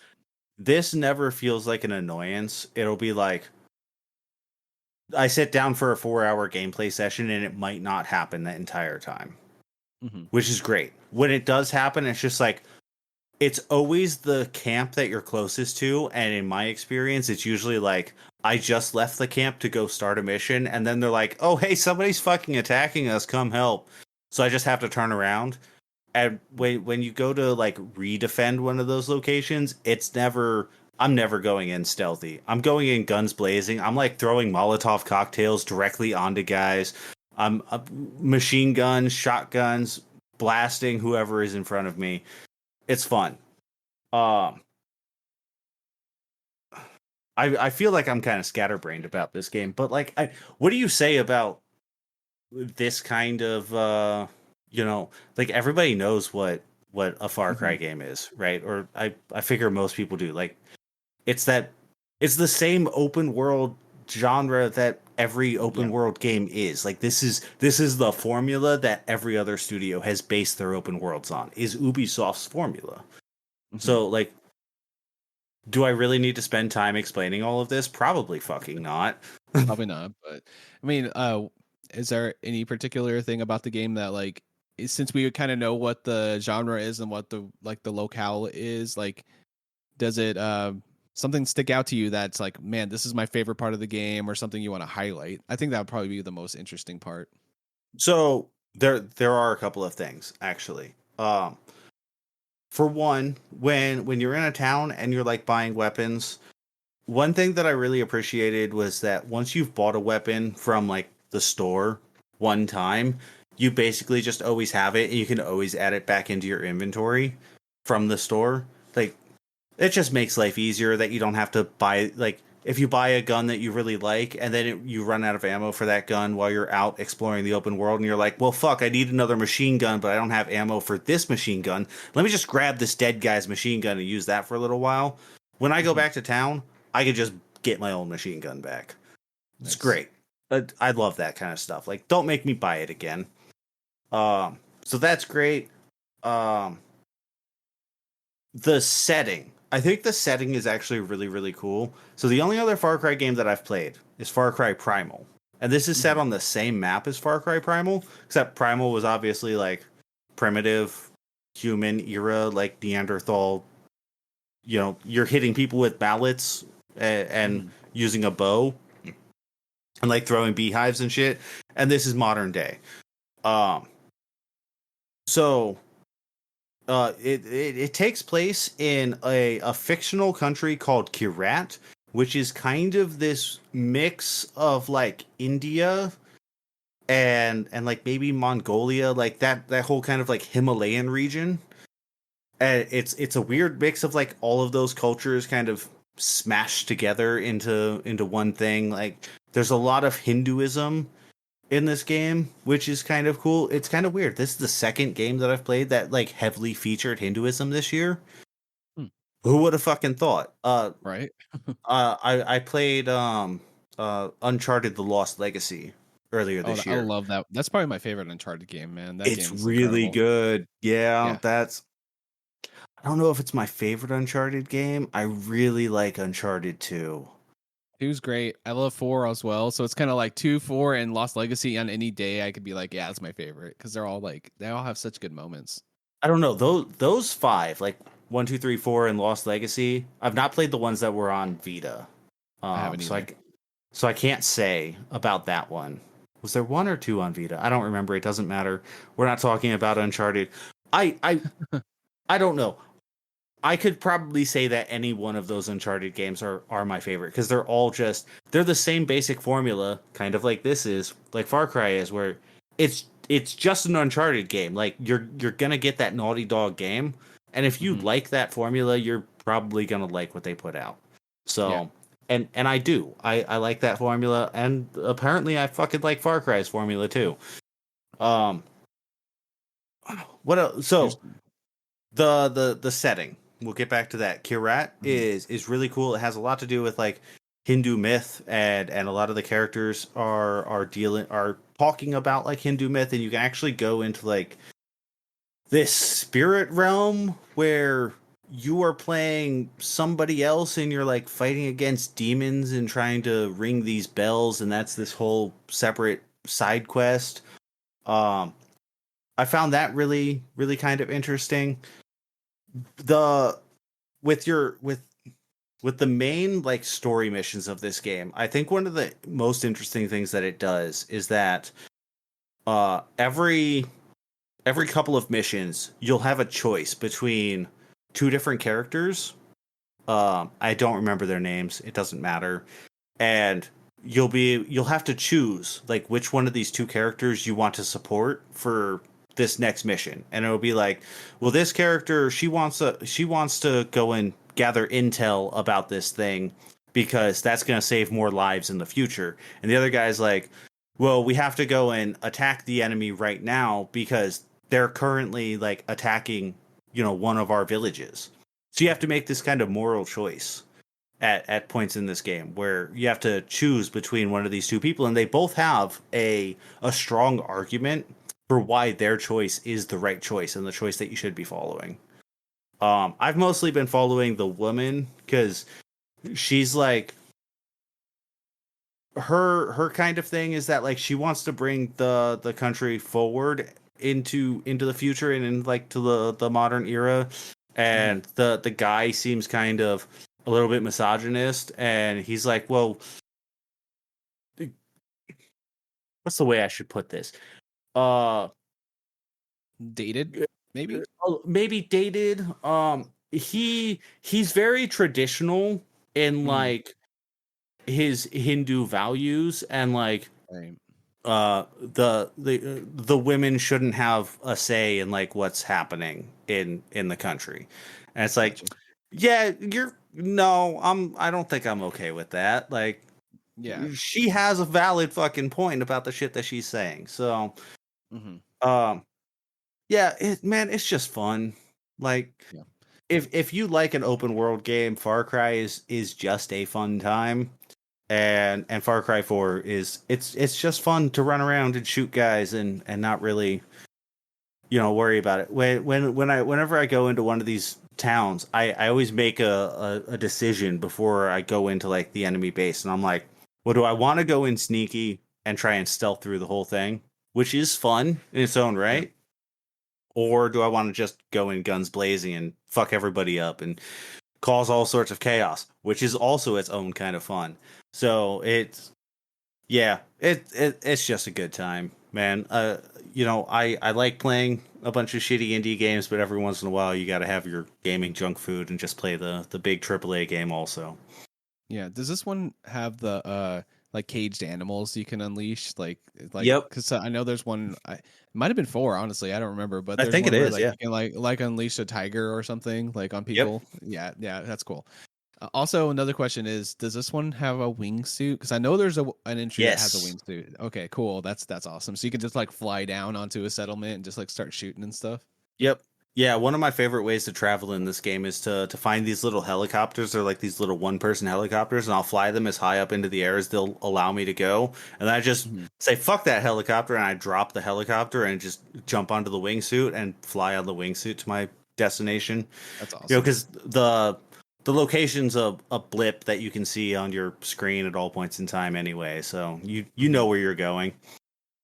Or just jump off a mountain cliff and jump onto the wingsuit. Like, yeah, you got trucks that you can get into and drive around. I don't usually use the trucks very often. They just feel kind of shit to drive, if I'm being honest with you, but sometimes you do need them. Just to get away real quick or something. Like, yeah, either get away real quick or like it'll be faster to just get in a truck. You have to maybe you have to chase down somebody that's in a truck, and then like my primary loadout that I've been using is a shotgun, a grenade launcher, a sniper rifle, and my bow. So if I want to be stealthy, I use my bow and my sniper rifle. If I want to be loud, I use a grenade launcher and a shotgun, and I'm just like running up to dudes and blasting them with a grenade right in their face. Yeah, why not? Great. The grenade launcher I have is also really cool because I can use it while I'm driving. You can only have certain weapons that you can use while you're driving. So I'm just like firing grenades out of a truck while I'm driving at other trucks. It's chaos. It's a good time. You have to hunt animals to upgrade certain like pouches and stuff. I mean, you don't have to if you don't want to, but it's fun. Like even doing like the little collectibles and stuff is still a good time. So Awesome. I'm having a good time with Far Cry. It's a good game. Did you tier list that one, or did I just forget? I have not put it on the tier list yet. I'm gonna put it into the A tier. I think this is a great game. I'm very tempted to put this up into the S tier, but I think I want to finish it before I decide whether or not I want to put it all the way up into the S tier. We'll see how I'm feeling once I'm done with it, because I just unlocked like the second half map. So okay, cool. Yeah, it's like a very Trav was right at the yes. this one. Yeah, Trav is right about these games. They're good. Yeah. I mean, they're popular for a reason, I'm sure. But Mhm. it honestly makes me want to jump back in. Like, it's been a while since I just had like an open world playground. You know, it's like, oh, I'm just gonna go fuck off and do some random stuff in this world. You know, which is always fun. Yeah. I mean, there's play sessions where I sit down and I'm like, I don't feel like doing any of the missions right now, so I'm just gonna run around. I'm gonna pick up some of the collectibles. I'm gonna go liberate a couple of these towns, climb a couple of towers, and then all of a sudden 3 hours has gone by and I have to go to sleep. Yeah, I've done nothing that's productive, but I've had a good time doing it. Yeah, that's awesome. All right, FarCry All right. 4. What do you want to talk about, Josh? What do you got for us? Let's see. I got a game. I did bring this game to IndieQuest. I'll plug that again, and I'll plug it in again at the end too. But go check out the podcast. Yes. This one I brought for a second opinion. So that's an episode where we kind of play games that the other hosts that brought to the show before. If you want to hear super long, in-depth discussion about that, go listen to that. But the game I want to talk about a little bit here and put it on the tier list is Disc Room. Have you heard of this game besides me talking about it, or tried it out? Outside of you guys talking about it, I don't think I've ever heard it. I know it's very similar to A Slight Chance of Saw Blades, which Max is very fond of. It's very much a disc saw blade dodging game. So basically there's a set of stages. You got to like kind of work your way up to the top and defeat 4 different guardians to kind of like beat the game pretty much. So each area is like a little mini room, and then there'll be some saw blades going around, and the goal is just to dodge them as long as you can without getting hit. And then you get a bunch of power-ups that can help you dodge in different ways. There's like a teleport one that'll teleport you to the other side of the room, and there's one that you can dash. There's one where you could clone yourself a million times, have a bunch of clones running around to survive longer. And then you unlock those as you're going through. And then, of course, each of the saw blades have different powers and effects. And they kind of bounce around randomly regardless of their effects. I feel like that is my biggest complaint for this game, is that it's a little harder to kind of predict where the saw blades are going to go. And that can be frustrating when you're like, it's an instant death game. You know, you're going to get hit once, and it's pixel perfect too. So if you get hit by like just the edge of a disc or a saw blade, you're dead. So it's kind of one of those things. And of course you can just hit the button and start again. But if you're really getting like, okay, so say you have to get 120 seconds in this chamber, right? And you're at 117 seconds and you're about to win, and then the thing just turns randomly, you're not expecting it, you're going to get hit and it's going to kill you, and you're going to have to start over, and it's going to be frustrating. Right. So the game itself is a lot of fun. If you like that style of game, I enjoyed it for what it is. Like, it was a good like evening game. I sat down and beat it in one evening and had a good time with it. But I don't think this one will be one I think about too much more past talking about it today. Like, it was good. I enjoyed my time with it. If you guys are interested in like a dodge 'em up type style of game, this one is one to put on the list to try out down the line. But honestly, for the tier list, I'm probably going to put it like in a C, an almost trash. Like, for me, Really? that's a little low. That's a little low, maybe for me. I don't know. Maybe a B. I don't know. See, this is what happens to me. I just start being more positive on it. But for me, it's just like, it's kind of forgettable. It's like it's a pretty good game. If I was gonna bring it to IndieQuest, it'd be like a side quest. You know, it was good, but not like, oh my god. So I would put it on a C. I think that almost trash makes it seem a little too negative, but probably like a C plus. I would give this game. it's a good time. Like, I recommend it. And I know that a lot of people will enjoy it more than I did. I just thought it was okay. It was a good, decent little few hours for me. Have you played A Slight Chance of Saw Blades? Not yet. It's mostly on mobile, right? I think. It's on Or is it- itch.io, and it's coming to Okay. Steam later this year. Okay. So Yeah, is it very much the same type of game, right? I I kind of believe get them so, confused yeah. in my head sometimes because they kind of have Mhm. almost a similar art style too. It's like a cartoony Flash style almost. Yeah. I was just wondering how you would compare it to that game. Maybe I'll have to coerce Max into playing Disc Room and get him to give me the Oh, he's played it. lowdown on. Oh, he has? Yeah, because his name was on my leaderboard, like at the top of all of them. It's like Potomax, like right there. Oh, that Yeah, doesn't surprise me. All right, yeah, so I'll ask him then what he thinks about this game in comparison to Saw Blades. yeah. It just didn't it's a good game. It just didn't blow me away. It was like, all right, this is cool. This is fun time. But I Okay. think that depends on your mood or what if you're into that style of game. I feel like if you ask anybody else, like they might be like, "Oh no, that's like an amazing banger." But to me, I'm like, "Yeah, it was fine. It was good." Okay. Yeah. It's going in the same tier as the great Wii game Madagascar Carts. Oh man, So I feel bad now. I'll just leave it. Just leave it. I'm not gonna change it. I'm trying to be a little critical here. Okay, I'm trying. Hey, look, I put Hotline Miami in my F tier on my Game of the Year tier list a couple of years ago. Yeah, you just hate it. I know you don't like that game at all. It's I like, do not like Hotline Miami at all. I fucking hate that game. For yeah. We're not gonna get into that right now. I'm trying to be positive. But like people hear my voice, they're like, yeah, it's gonna be pretty positive. So it's Mm-hmm. hard for me to be like mean or negative. I'm not being mean. I'm just being like, the game was okay. Yeah. It's a game. Like, you're gonna have a good time with it, but like, it's kind of forgettable in my opinion. Yeah, that's fair. I have one last game to talk about today, and it is Before Your Eyes, which I know you really love. Yeah, I love that game so much. I brought it to my show twice. So yeah. So this is the game that is controlled by blinking.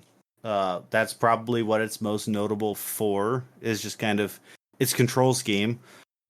Essentially, it is the story of you're like a soul who's like lost on a river, kind of, and you get rescued by this dog creature, and he's trying to tell the story of your life.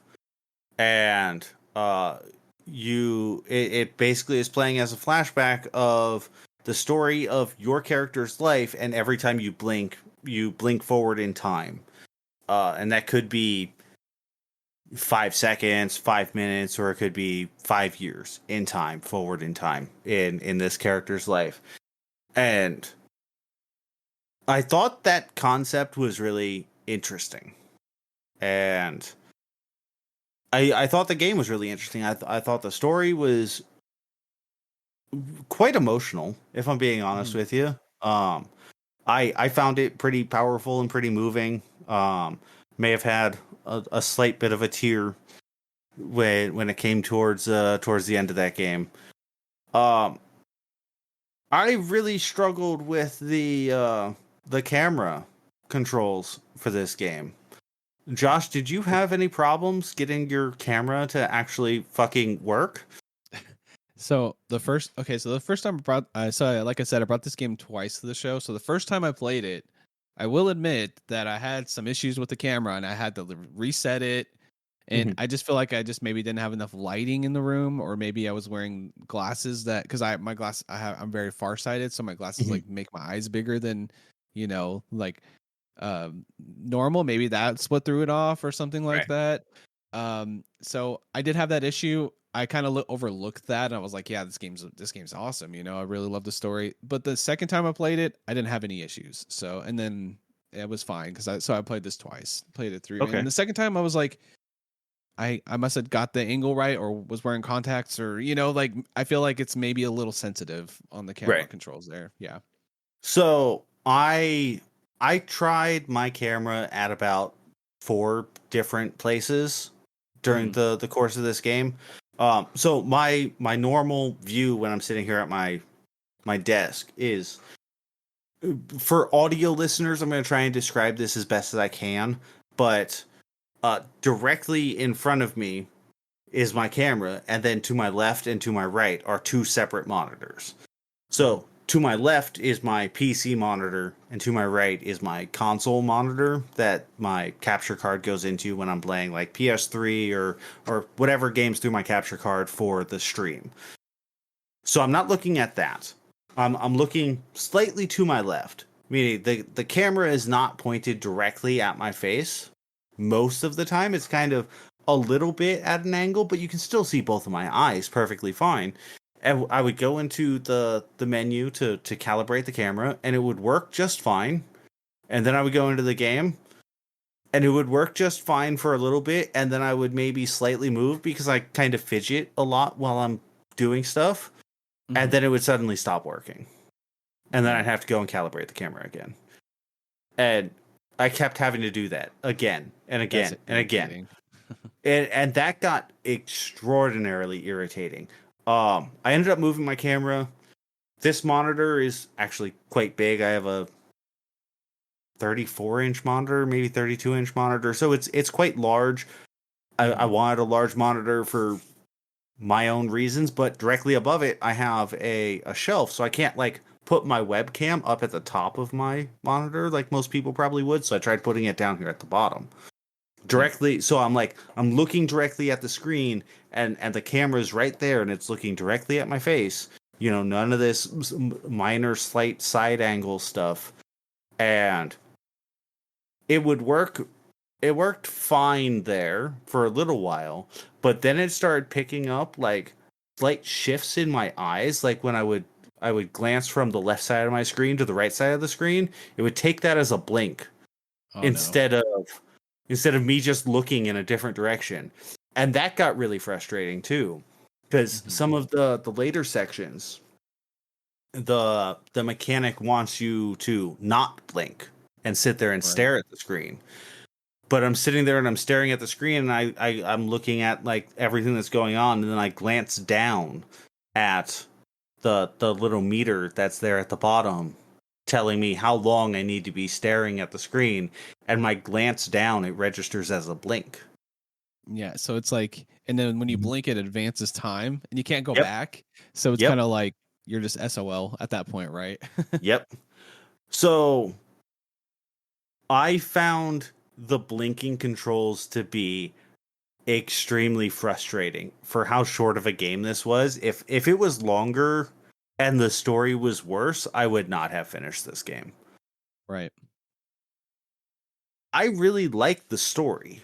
I think the story was really good. And I think if the camera worked better, and I don't know what it is about my particular setup that made the camera not work particularly well for me. Like, this camera is not like a cheap. I mean, it is kind of a cheap camera, but it's a Logitech. Fine to me. Yeah, it's a Logitech C920. Like, it's a pretty standard 1080p webcam. It's. I feel like a lot of people have worse webcams than the one that I have, and somehow it's still not registering my eyes properly. Like, I don't have my ring light on right now, but I had the ring light on while I was playing. Yeah. And even with that additional light, it's still, because I tried it with and without, and it still wasn't like, it's crazy, properly registering my eyes. So I found that frustrating, if I'm being honest. Yeah. I almost wonder if I had played this on like PSVR. Yeah, I was going to say, like, the VR is, everybody's like, that's the one that everyone's like, yeah, it works so good in VR. Because I guess that it's more of like a controlled environment, because it's like they can tune it for a VR setting, but it's hard to tune it for your room, right? Because everybody's room's different. Yeah. Yeah. So, and yeah, with the VR, it's basically a black box around your eyes, so it would be able to register that a lot easier, I think. Had I played it that way, I probably would have liked this game a lot more. But the frustrations that I had with the camera made me be like, I don't know, man. Like I get where people are coming from with the story. Like the story's really good, but this control scheme just isn't working for me. That's fair. So I'm gonna put this into the B tier. I'm gonna say this game is fine. Yeah. I think it's definitely worth playing. It's inexpensive. Like you can get it for a few dollars. Just be aware that you may have issues with the actual control of the game. Yeah, that's honestly, like I said, I had some issues. I didn't have it as severe as you. It would be like after an hour, started kind of losing my eyes, a little bit, which it shouldn't lose them at all. Like it was like every 10 minutes. It was constant. Yeah, if it was like that, they should have some. I wish there were some accessibility settings. I know it kind of goes against the game a little bit, where you can like click a mouse or something to move the setting. I mean, that would probably fix some of the issues with the game, But there is. They added is? something in where you can like hit spacebar instead of blinking. Okay, but you don't want to play it that way because that's kind of like defeats the purpose of the game, right? Like you want to enjoy, So that takes away from the intended experience that they want you to have, right? And that's not what I'm trying to do. Like I want to have the experience that the developers wanted me to have with, it's an interesting mechanic. Like that's cool. I want to play that. I don't want to just hit spacebar. Yeah, that's true. Yeah. So. Yeah, unfortunately frustrating for me personally. Yeah. I mean, the reason, on IndieQuest, I put it on main quest. Like, I think this is like one of those all-timer indie game stories. Like I really do think it's that, like, I was like sobbing. Like I'm a pretty sentimental and emotional guy anyway. So, it really got me in the feels, and I was like, this is so good. And I'm not even a parent. Like if you're a parent, I can't even imagine like how crushing this game would be. Like it's sad, but a good sad, this game. Yes. So. And the story is really good. It's worth experiencing for the story. And like, we don't normally care about spoilers on this podcast. I normally would go heavy on spoilers and not give a shit. This is definitely one of those kind of games where like, you should probably just experience it and play it and get the story fresh. It's not like it's long. Like it's 2 hours or whatever. Yeah. So go play it. Just be aware that you might have some camera issues. Yeah, it's like every 2 hours. That's still every 10 minutes. That's 12 times your set is in the settings messing with the blinking settings, which is it's not fun. Nope. It was very frustrating. Yeah. Well, I got one last game. I just played this game yesterday. Oh. It's a couple, like 2-3 hours of it. It's still some more to go, but it's called Parking Garage Rally Circuit. I want to look up the developer. I should have had that in front of me. That's fine. Fast. It is. I think. Okay, it's a Wallaber Entertainment LLC, the indie game studio.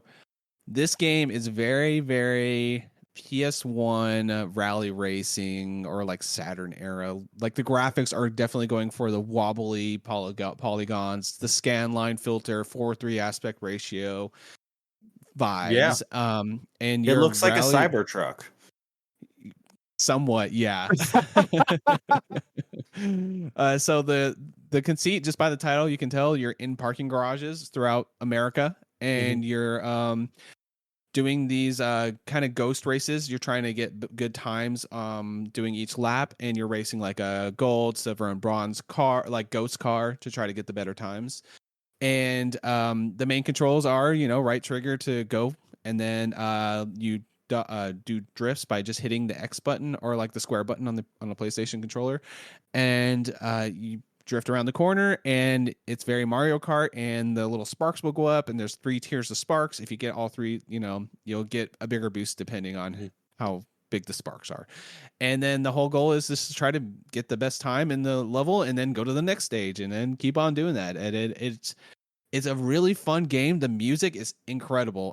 It's a lot of ska and punk music, and it just has a really nice upbeat energy. It's just like a game you turn on, you're instantly smiling, and you just don't stop smiling as you're playing it. It's like it just put you in a good mood. So Nice. yeah, and so there are 3 tiers of cars that you unlock. So you can technically kind of beat the game or play all the races with like the easy mode car, which is kind of a slow, like a slow car.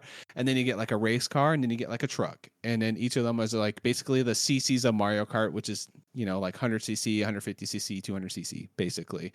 Right. So it gets a little faster each time. So as you're kind of mastering, like, okay, I can kind of like tap the drift and get just enough boost to get a little bit ahead, you know, and you kind of get that finesse with the controls. You can unlock the faster cars and then put that to practice, and then you just feel kind of great. Like once you get that speed going, you're like, man, this game has a really good sense of speed.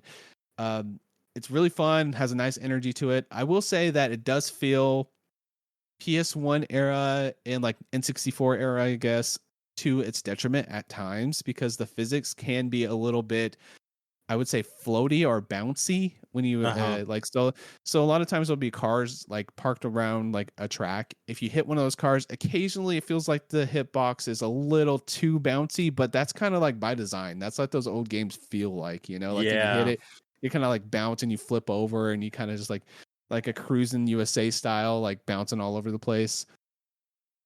I will say Man, I the love positive, those cruising games. yeah, me too. And it just gives me that feeling too. Like I've been looking for like a racing game like for a while here. I'm like, I want to play a racing game, but I don't want to play like Need for Speed. I don't want to play Forza. I want to play like a super like cartoony, arcadey, like let's just get in this, do some quick races and have some fun. And this really just hit the nail on the head for that exact vibe I was looking for. So yeah, I was very surprised how much I enjoyed it. Like I started playing it last night, and I played it for like 2.5 hours, and I did not want to put it down. Like I had to go eat dinner or something, but I was like, oh man, I just gotta get back in and do some more races. It's just really addicting, and I think the controls, once you get the feel for them, are just really well done. So, I'm just gonna throw this right on the tier list as a banger. This is an S for me. Like for if you're looking for some, yeah, just it's that fun, man. Like I really had a great time with it. Like I can't think of any negatives besides like the weird physics occasionally can be like kind of get in your way a little bit, but I'm willing to overlook that because that's what it's going for, you know. Right. It does look really good. While you were talking, I put this on my Steam wish list, so I will play this at some point in time. Yeah, and it's always on sale during like Steam sales for like $4 or $5. So it's like Sweet. it's a $10 game, and it's on sale all the time. And it like if you anybody's in the mood just for some, just like I have a few hours and I just want to race around some interesting tracks and do a unique racing game, this is something that's not quite like anything else, but it is inspired by a bunch of other things too. So it's pretty cool. I want somebody to make a Burnout game that's not Burnout, because EA is not doing anything with that franchise. Somebody needs to really pick up that banner, because they're not going to sell the license. So somebody needs to make the inspired by Burnout game and give like me a Burnout new Revenge one. style. Yep. I want to do Burnout Revenge, and I want it to be filled with the worst 2000s pop punk that it possibly can. Oh, that's good though. That's good stuff right there. Oh yeah. Yeah. There was the studio that made like was it Dangerous Driving? Have you heard of that game? No. So a bunch of the people that made Burnout made Dangerous Driving, and I have never played it, but people say it's very similar in style to Burnout. But the thing that I think the negative was that it doesn't have an in universe like music, but you can use the Spotify app inside the game and like play whatever music you want. Which there you go, you can put on like an old Burnout Revenge playlist and then play that. Maybe that'll be something to scratch that itch. Yeah, I'll turn on my, so I use Pandora for my music. I'll turn on my Atreyu station and just listen to that. Yeah. Was that Bullet for My Valentine or something, right? Oh yeah, it'll be Bullet, A Day to Remember, Escape the Fate. Yeah. Good time. Perfect. I think we're like pretty similar in age, so like in that just like hits perfectly for like teenage years right there for me. So yeah. But yeah, I'd say this game like really surprised me for what it is. Like, it's kind of hard to get that style and do it right without it feeling bad. And I feel Right. like it feels modern enough to where it has that little bit of like that classic retro jank. Like, it was so retro looking that Sarah, my partner, walked into the room and they were like, "Are you emulating this?" I'm like, "No, I'm not emulating this. This is a brand new game. It just came out last year." Like, it was that, like, it looked that much like an N64 PS1 style game. It looks like a PS1 game. Yeah. So like they literally thought I was emulating an old game because occasionally I'll be playing like something random like Frogger on PS1 or whatever I have on my Steam Deck. But yeah, Right. Yeah. So good times. Cool. Excellent. Let's move on to some hobby time.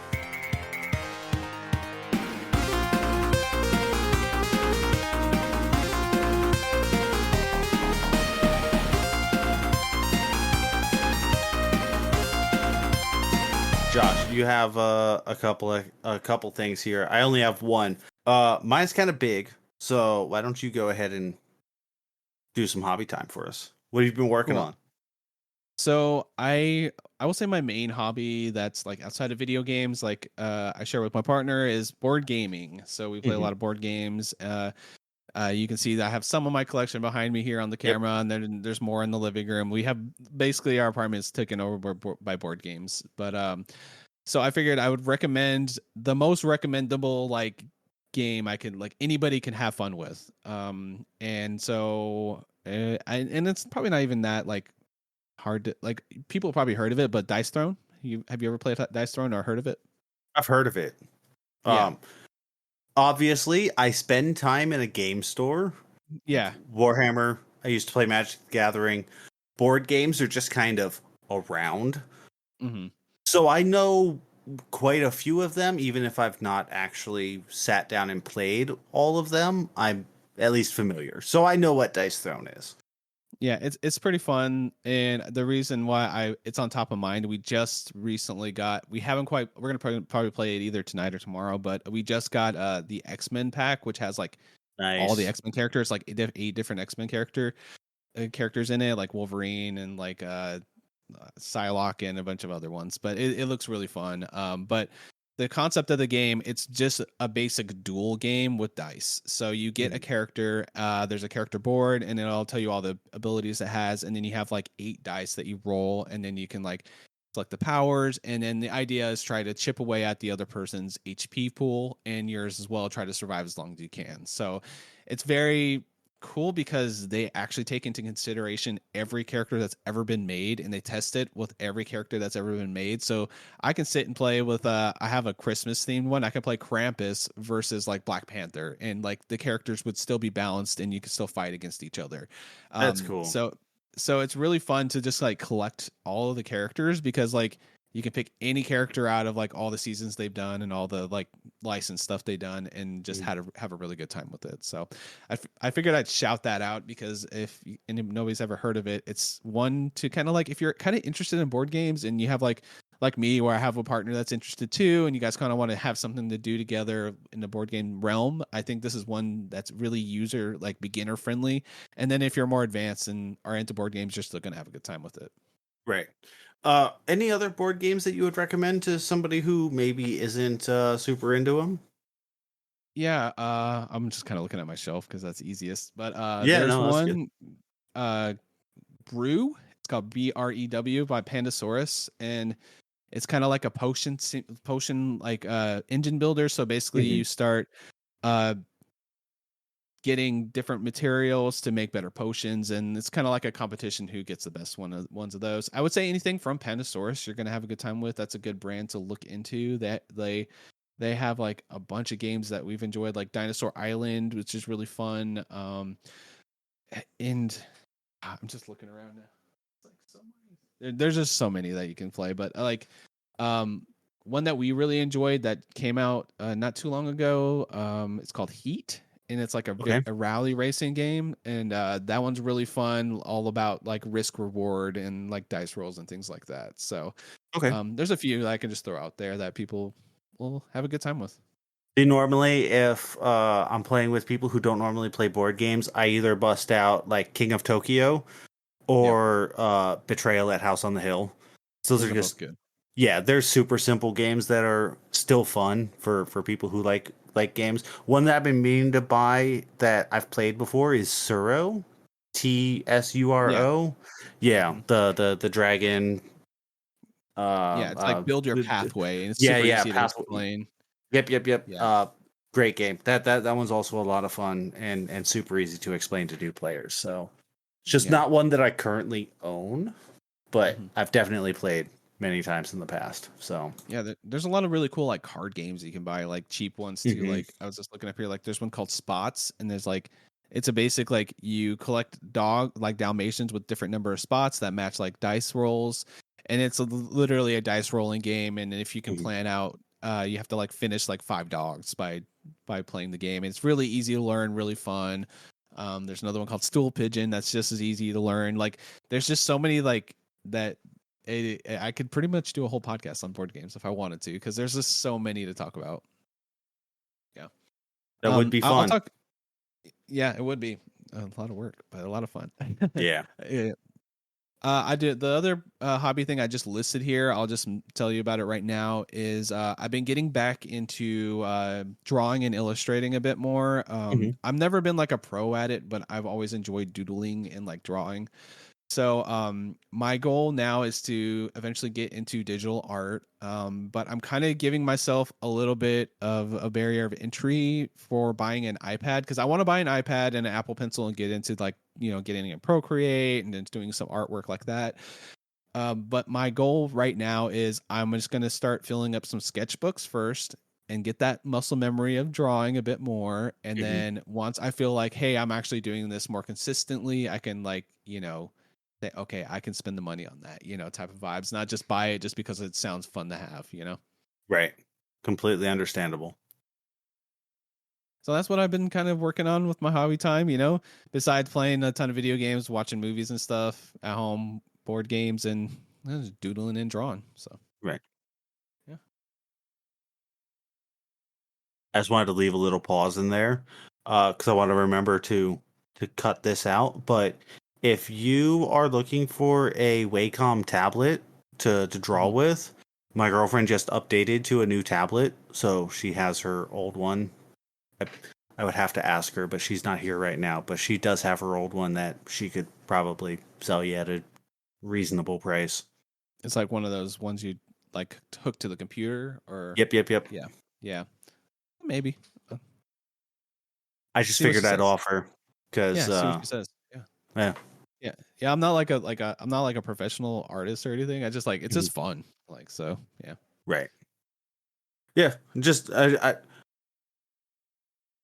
I'll let you know. I'll let you know what she Okay. says. Okay. Sounds good. All right. For me, for hobby time, primary hobby has been that last weekend I played in a Warhammer tournament. So it's a 1 day RTT, which means I don't remember what that stands for, but that means it's a 1 day tournament, 3 games. That's it. Um, I am going to talk about this for a second as though you know exactly what I'm talking about.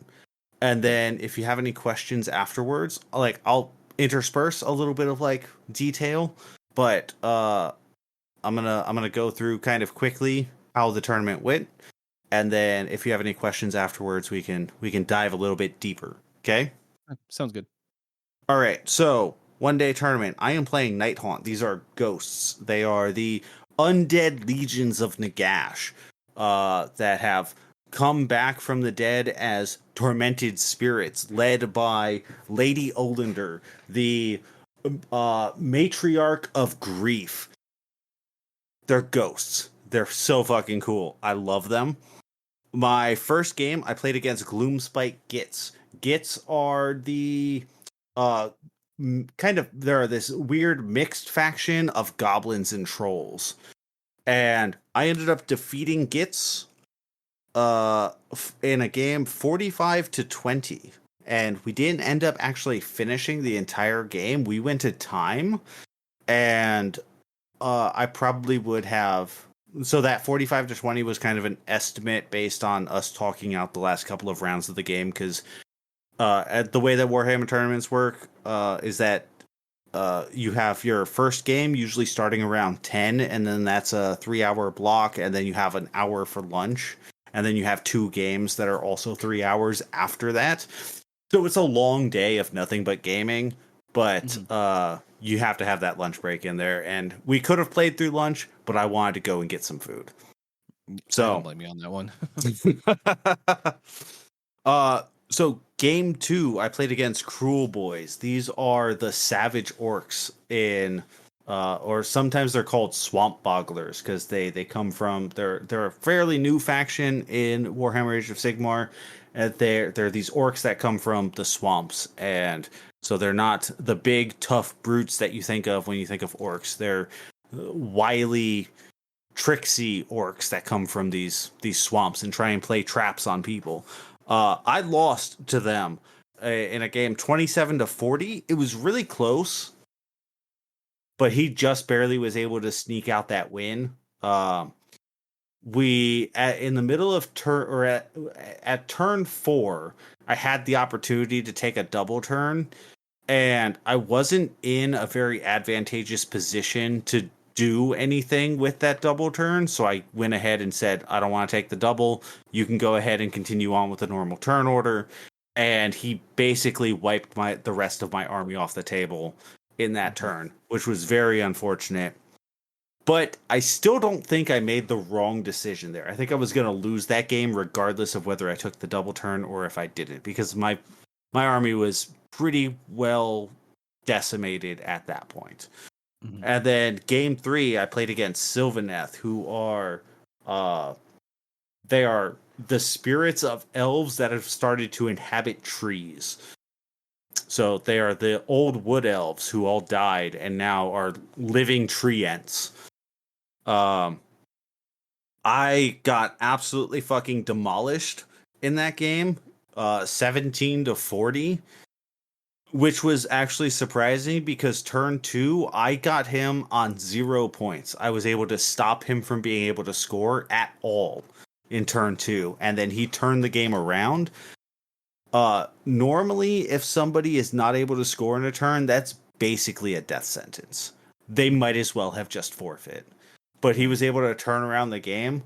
And I think part of that is that the particular army that he was playing was it's not like he built it to play against me specifically, but the way that it was constructed was kind of just to fuck me specifically. So it was just a really, really bad matchup for me. So I won 1 game and I lost 2, and I got my tournament entry fee back, and that's how my Warhammer tournament went. It was a good time. Yeah, it sounds like fun. Like, so when you're like in the battles are 3 hours. Yep. How long usually does it feel like? All right, I'm just fucked now. Like I is there like a turning point in each match where you kind of just realize like, oh damn, I'm probably cooked on this one, or is there ability like at the last minute to turn it around sometimes, depending?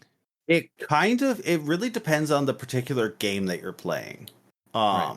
And what you're playing against. So like there can be times where you're down for the majority of the game. So like turn 1, turn 2, turn 3, your opponent scored full points of 10 points per turn, and you scored like 7 points per turn. So you're down by 9 points at the start of turn 4, and then you're able to turn it around on turn 4 and stop them from scoring any points, or only let them score like 2 points, and basically tear apart the rest of their army, and then pull out a striking victory right at the end.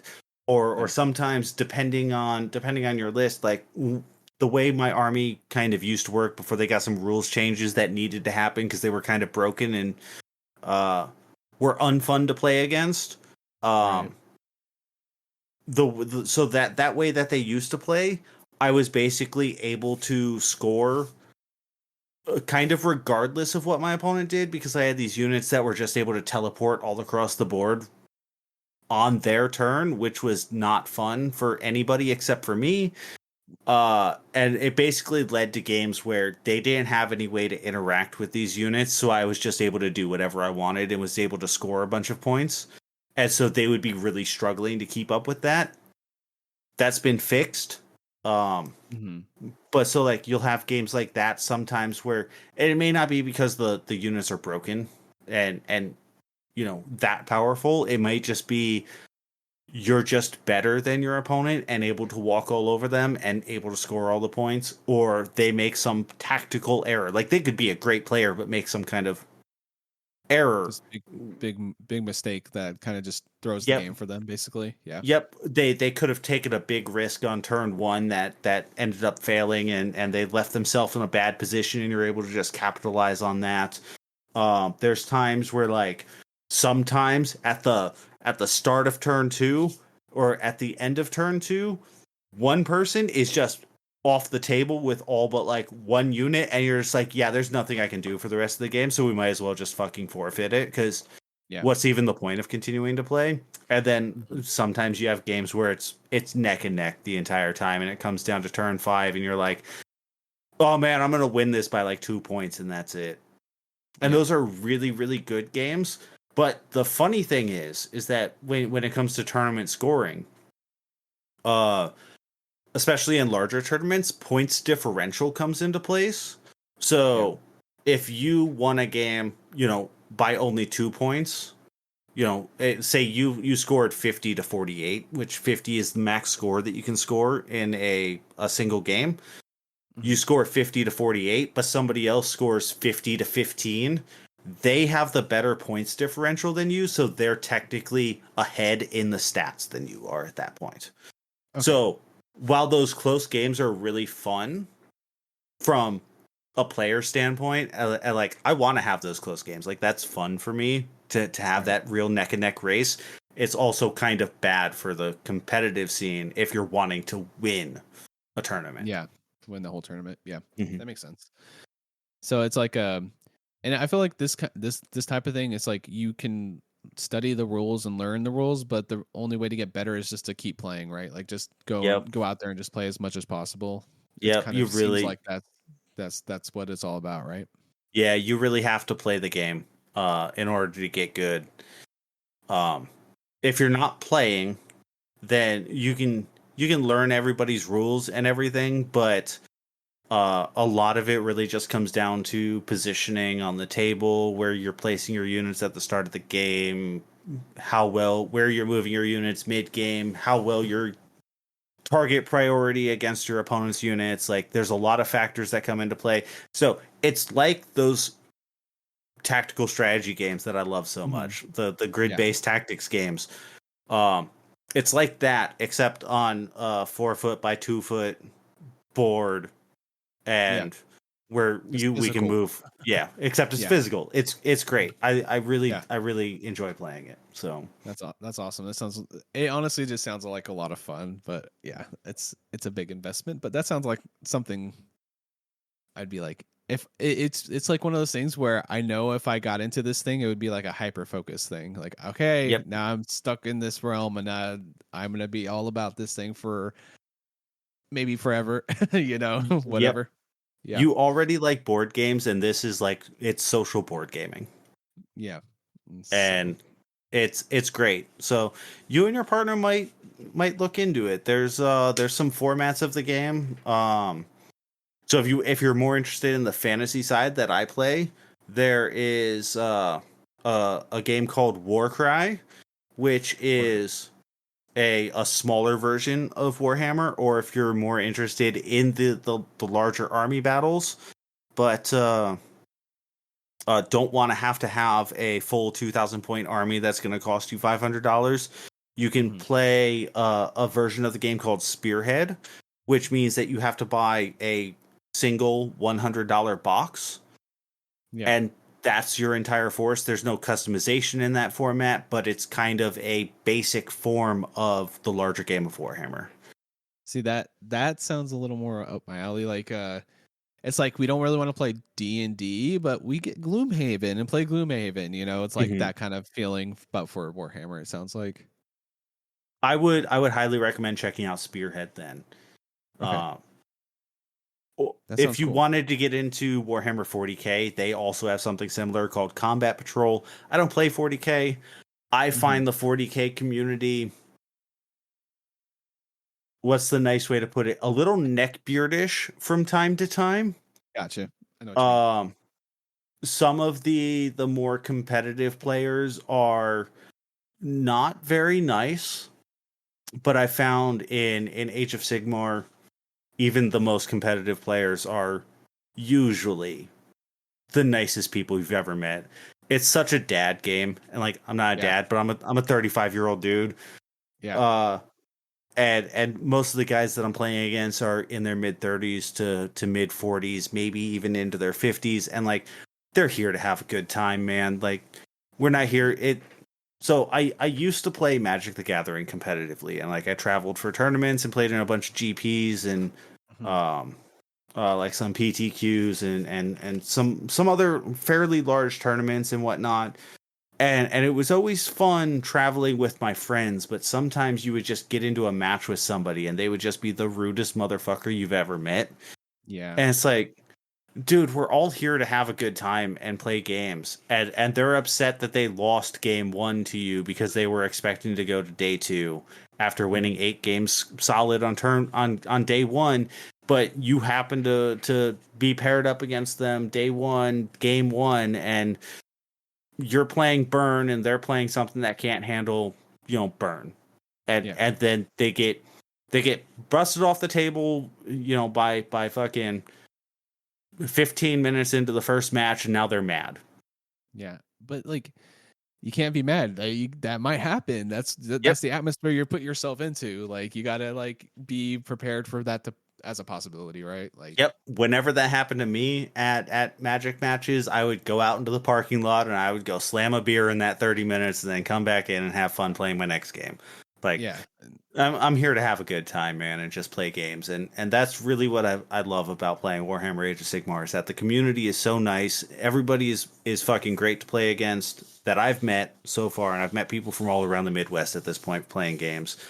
And it's just fun. And we're here to have a good time and not be a dick to each other and just have fun playing games. Yeah. So it's fun. Sweet. Yeah, I love hearing about it. It's like, damn, this is it's always something like that. You hear about it. It's like, man, that just sounds like a fun community to be a part of. It's like, I wish I was part of that community. You know what I mean? Like that just sounds like a good time. Yeah. So that's awesome. All right. Let's stop talking about Warhammer and move on to our loot box.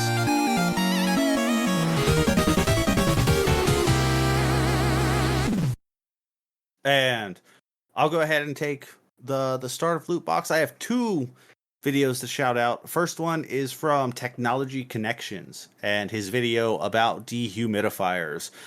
Josh, have you watched any Technology Connections? I have not, but what's he all about?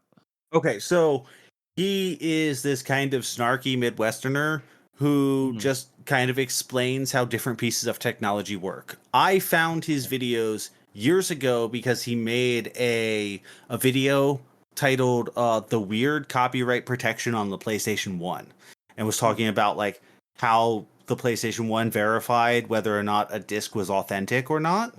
Yeah. So he gets really into the weeds about the very small specifics about how things work.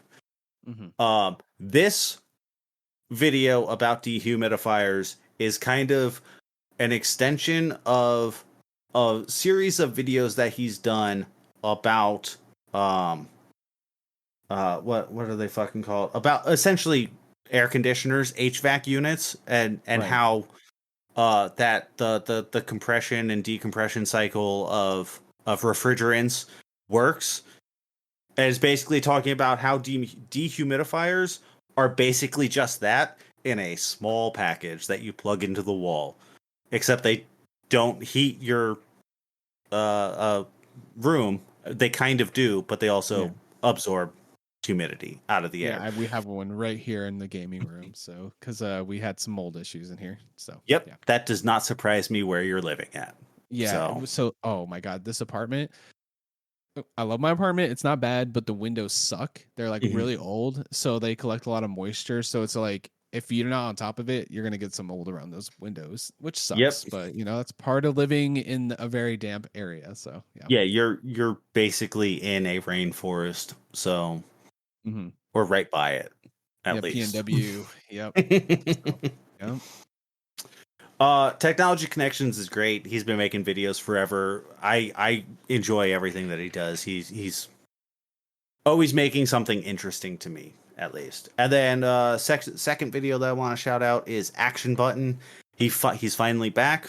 This is I'm blanking on his name. Tim Rogers used to be on Polygon. This is his video. Yep, yeah. Kotaku also. Was he just Kotaku? Was he actually with Polygon at some point? I might be wrong about the Polygon thing. He was definitely with Kotaku. He started his own thing where he's been making these ridiculously long reviews of video games, and he's finally back after 2.5 years with this review of LA Noir, and it's good. It's 9 hours long.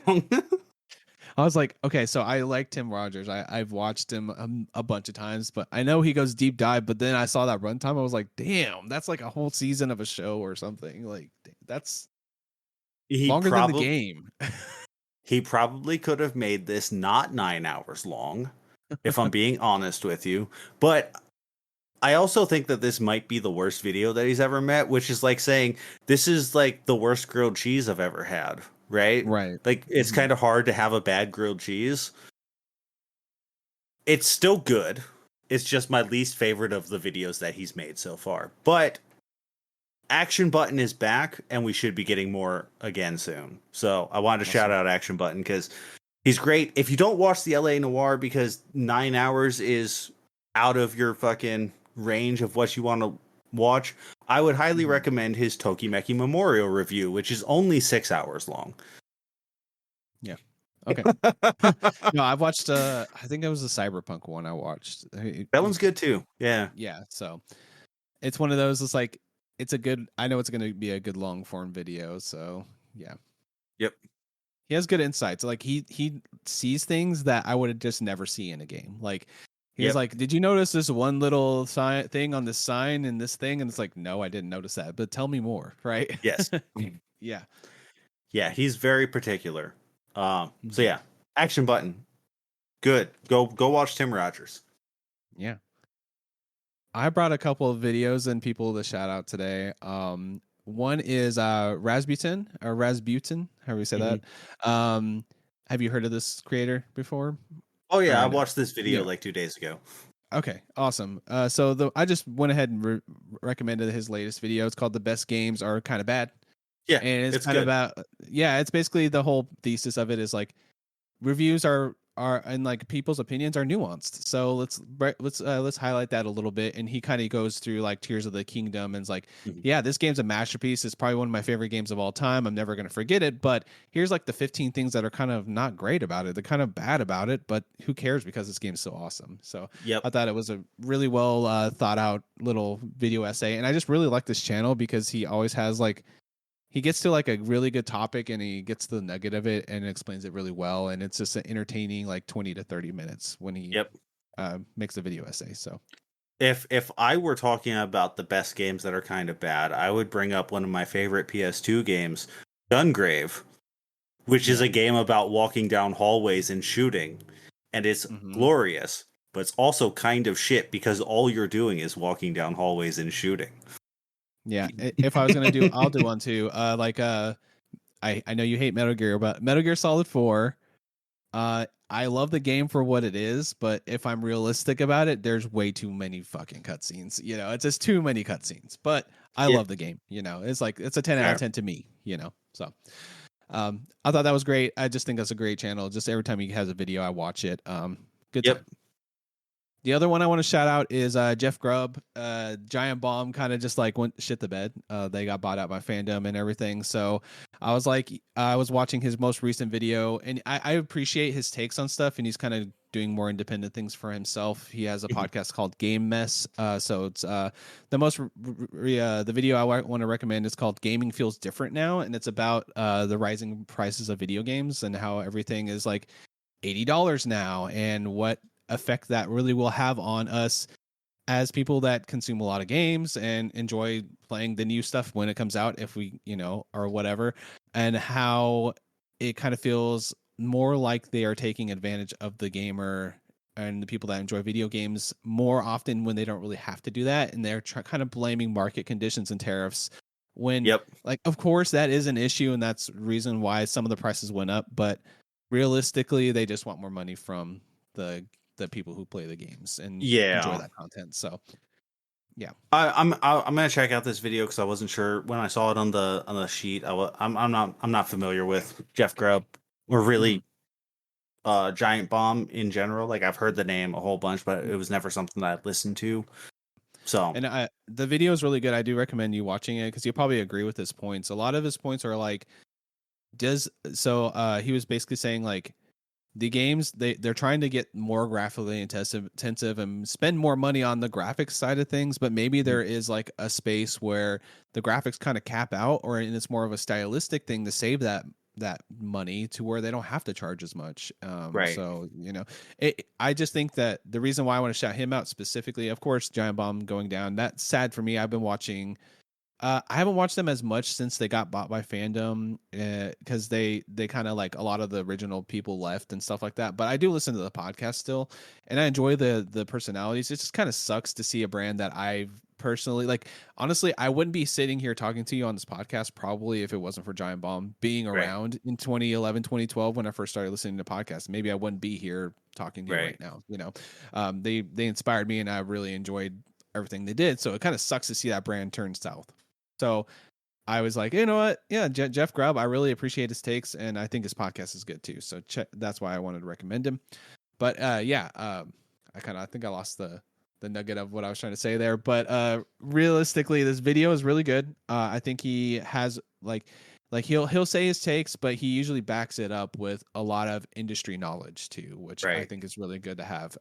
Because a lot of people will make a rage video like, this sucks, $80 games, fuck this, but he'll be like, $80 games suck, fuck this, but here's why. I think he always gets to that. So that's always nice to hear. So yeah, good deal. Yeah, and I had other loot box things, but other things I watch, but I don't think anybody wants to hear me talk about Hermitcraft or Minecraft videos. So, I mean, there was a period of time where I watched a shitload of Minecraft videos because all I was doing was playing Minecraft on PS3. So, I don't remember the name of the guy that I used to watch. I'm not gonna try and fucking find it right now. Is it Ethos Lab? That's the one I watched. I've watched his videos since 2011, every single one of them. So it's like, that's a diehard. If you post a video, I'm on there. So, but anyway, it was some guy that was doing like either daily or like 3 times a week videos in like 2015, 2016, probably something like that. X's Minecraft Let's Play or something. There's a guy named X that used to do it back in the day. So I don't know. There's so many ones. Right. And it wasn't like Let's Plays. It was like, it was always like, here's how to do this kind of redstone thing. Here's how to build like a house with some kind of like actual, style to it, like framing and like, I don't know, just random stuff. Yeah. Maybe whatever. BOO is a good one for that type of video. But yeah, so like, I watch a lot of Minecraft stuff. I don't play Minecraft as much as I watch the stuff, but there is a group of people called Hermitcraft that has like, I think it's like 20 something people on a server, and they all play together, and there's videos where they collaborate and stuff. So that is my comfort videos that I watch. Like, I'm like, oh, I don't have nothing else. I just want something in the background. I'll throw on a Hermitcraft video. So yeah, it's good times.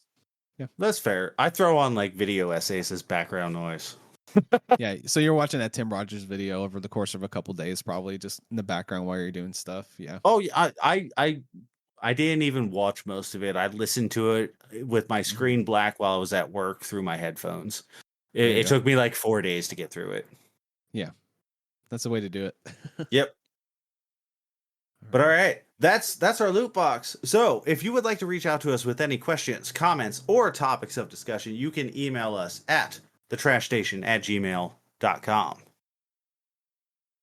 Oh, do you want me to do the outro thing? I would like you to do the next line of the outro thing, please. Okay. We would like to thank Heath Aldrich for our intro and outro music. You can find a link to all his music on his Bandcamp page. It's heathaldrich.bandcamp.com. And we would also like to thank Rainbow Savvy Designs for our logo. Links to both of their works will be available in the show notes. Excellent. That was perfect.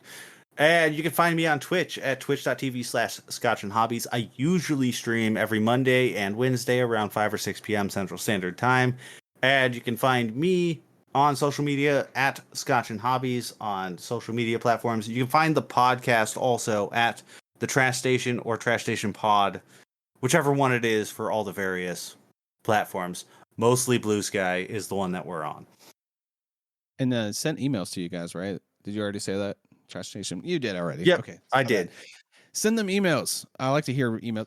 Dude, I have a hard time sending emails to podcasts because I'm like, what am I going to ask? Like, what am I going to ask? You know, but try to figure out something cool for them to talk about. Anyway, you can find me on Blue Sky. It's just my name, Josh Leslie, 2 first names there. And you can find my podcast that I do every other week. And it usually posts on the same week as this. I feel like you guys usually post on Mondays and then we post on Wednesdays, usually the same week. At least right now, that's how the cadence been lining up. So if you listen to this on Monday and you need something for Wednesday, check out IndieQuest. Yep, and check out IndieQuest. Yeah, it's IndieQuest Pod on Blue Sky. If you want to find it on any platform, just look up indie. Apparently, if you look up indie games, we are number 1 on Spotify, which was a really fun fact to learn the other day. So that was pretty cool. But yeah, check it out. That is actually really cool. Good deal. And that's going to do it. Josh, thanks so much for coming and filling in for Max. We appreciate it. Yeah, I was at first I was like a little nervous. I was like, am I gonna do good? But I feel like I did at least okay. I think maybe I'll give myself a B. This is fine. It's not quite great, but I did all right. I'm not Max, but he'll be back next time. So I also would actually enjoy being on the show as a guest with both of you guys at some point too in the future. Oh yeah, for sure. We'll definitely we'll talk and arrange that because we'd love to have you back. And yeah, I don't know. At some point, we'll let you know. We'll talk. We got this. All right. Yeah, I really enjoyed being on. Thanks, man. Thank you. Thanks for joining us.